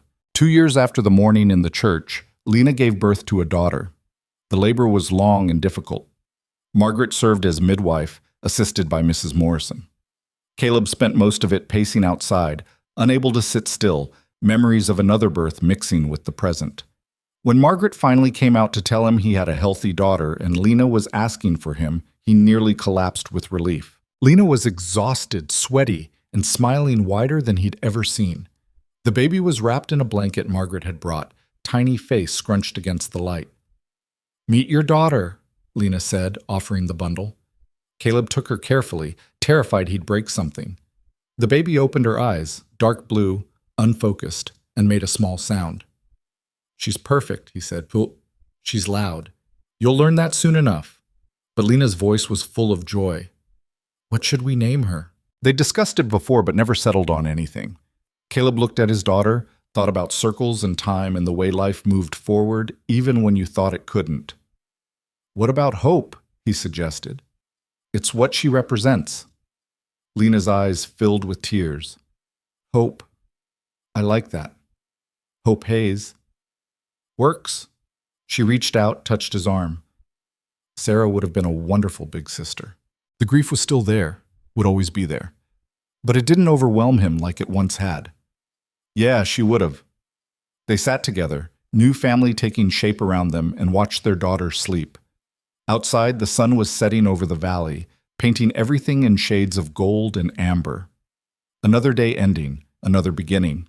The years passed in the way they do on a working ranch, measured in seasons and harvests, in children growing and cattle multiplying, in roofs repaired and fences mended. Hope grew into a wild, fearless child who reminded Caleb so much of Sarah it hurt sometimes. But it was a good hurt, the kind that meant he was healing instead of just hiding. When Hope was 3, Lena got pregnant again. A boy this time, born during a spring snowstorm. They named him Daniel, after the wagon driver who died protecting Lena.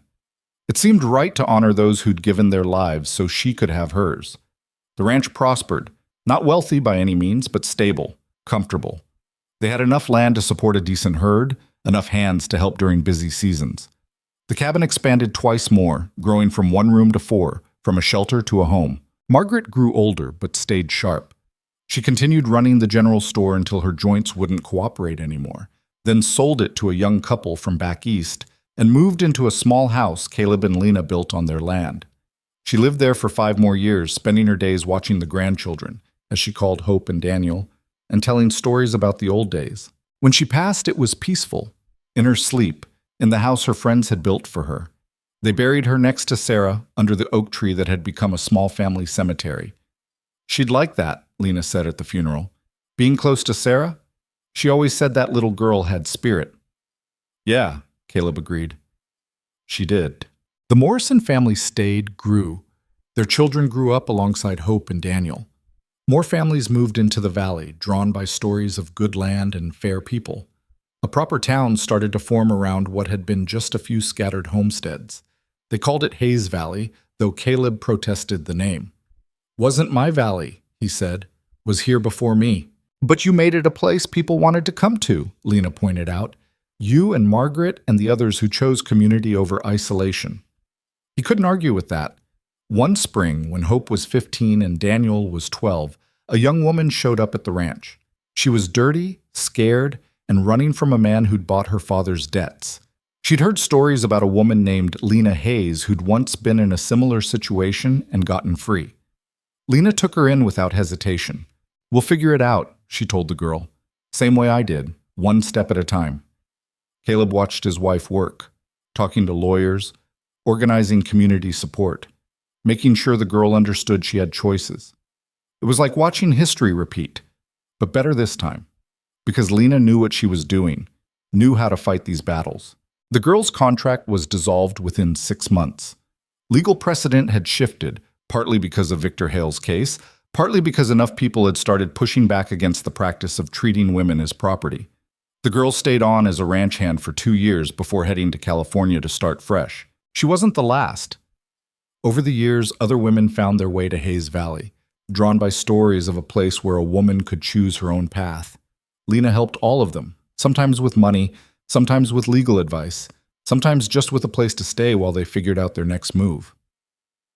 You're building something bigger than a ranch, Caleb told her one evening, watching her work on correspondence with a lawyer in Denver. I'm just doing what someone did for me, paying it forward. It's more than that. You're changing things. She looked up at him. We're changing things. You think I could do any of this without you? Yeah, I do. You're stronger than you think. Maybe. But I'm also smart enough to know I don't have to do it alone. She was right. That was the real lesson, the one they'd both learned slowly over the years. Strength wasn't about standing alone. It was about knowing when to lean on others, when to ask for help, when to build something together instead of trying to do it all yourself. Caleb grew old gracefully. His hair went gray, then white. His hands developed the kind of ache that came from decades of hard work. But he stayed strong, kept working the land alongside his children and grandchildren. Yes, grandchildren, because Hope had married a young rancher from the next valley and given them 2 grandchildren of their own. Lena aged 2, though she fought it every step of the way, complained about the wrinkles around her eyes, the way her back hurt after a long day. But she was still beautiful to Caleb. Still the woman who demanded to live in the mud, who'd chosen courage over comfort. One evening, 40 years after that morning in the church, they sat on the porch of the house they'd built together. 4 generations of family were scattered around the property, Hope and her husband working in the barn, Daniel riding the fence line with his oldest son, the younger grandchildren playing in the yard. Did you ever think we'd end up here? Lena asked. When you pulled me out of that wagon wreck. Honestly? No. Thought you'd heal up and leave and I'd go back to being alone. But you didn't want that. Even then. Didn't know what I wanted. Just knew I couldn't let you die. Best decision you ever made. Marrying you was the best decision. She smiled, reached over to take his hand. Her fingers were spotted with age now. The ring Margaret had given them worn smooth from decades of wear. But her grip was still strong. I used to think freedom meant being alone, she said. No obligations, no one controlling me. But that's not freedom. That's just another kind of prison. What's freedom then? Choosing who you want to be with. Choosing the life you want to build. Choosing to stay even when leaving would be easier. She looked at him. You gave me that choice. Every day for 40 years, you gave me that choice. You gave it to me too. They sat in comfortable silence as the sun set over Hayes Valley. The land they'd worked, the family they'd built, the community they'd helped create. All of it had started with one choice in the mud, One man who decided to stop instead of riding past. One woman who demanded to survive. Everything that came after was just the consequence of that choice, rippling outward in ways neither of them could have predicted. Caleb thought about the lessons embedded in their story, about how sometimes the bravest thing you can do is choose to be vulnerable with another person, about how freedom isn't the absence of commitment, it's the ability to choose your commitments, about how healing doesn't mean forgetting the past, but learning to carry it without letting it crush you. He thought about Sarah buried under the oak tree and how he'd thought his life was over when she died, how he'd built walls around himself and called it survival. And he thought about how Lena had cracked those walls without even trying, just by being herself, by needing him and letting him need her back. Love, real love, wasn't about perfection or smooth sailing. It was about two imperfect people choosing each other over and over, even when it was hard, especially when it was hard. "What are you thinking about?" Lena asked. "Everything. Nothing. How lucky I am." Luck had nothing to do with it. You made choices. Good ones. We made choices. Yeah, we did. As the stars came out and the grandchildren were called in for dinner, Caleb realized something fundamental. The story people would tell about them, about the woman who escaped a forced marriage and the man who helped her, that wasn't really the story at all. The real story was simpler and more complicated at the same time. It was about learning that you don't have to face everything alone, that asking for help isn't weakness, it's wisdom, that the people who matter aren't the ones who try to own you, but the ones who give you space to become yourself. It was about understanding that survival is just the beginning. The hard part, the important part, is what you do with the life you've fought for. Do you hide from it, protect yourself so carefully that you never really live? Or do you take risks, open yourself to hurt, choose connection even knowing it might not last? Caleb and Lena had chosen connection, chosen risk, chosen each other every day for 40 years, and that choice had built something bigger than either of them alone.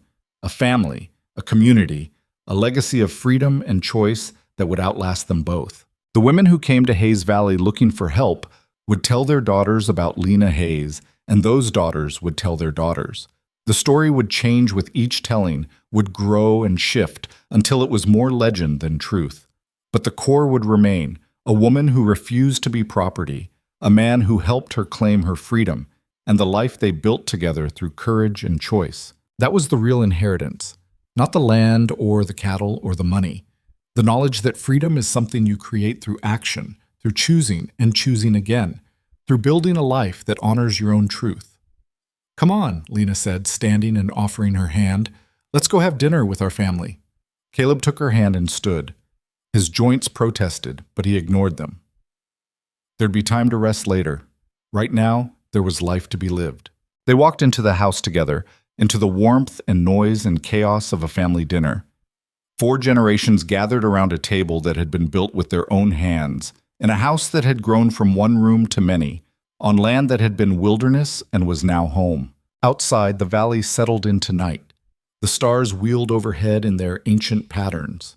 The wind moved through the grass, carrying the promise of morning. And under the oak tree, 2 graves rested in peace. Sarah Hayes and Margaret Ross, watching over the family that had grown from grief and choice and stubborn hope. The story that had started with blood and mud and desperate survival had ended with love and legacy and the simple truth that we are all free to choose our own paths. We just have to be brave enough to take the first step. And Caleb Hayes, who'd once been a man too broken to believe in anything, and Lena Hayes, who'd once been a woman sold like property, had taken that step together and built a world where others could do the same. That was enough. That was everything.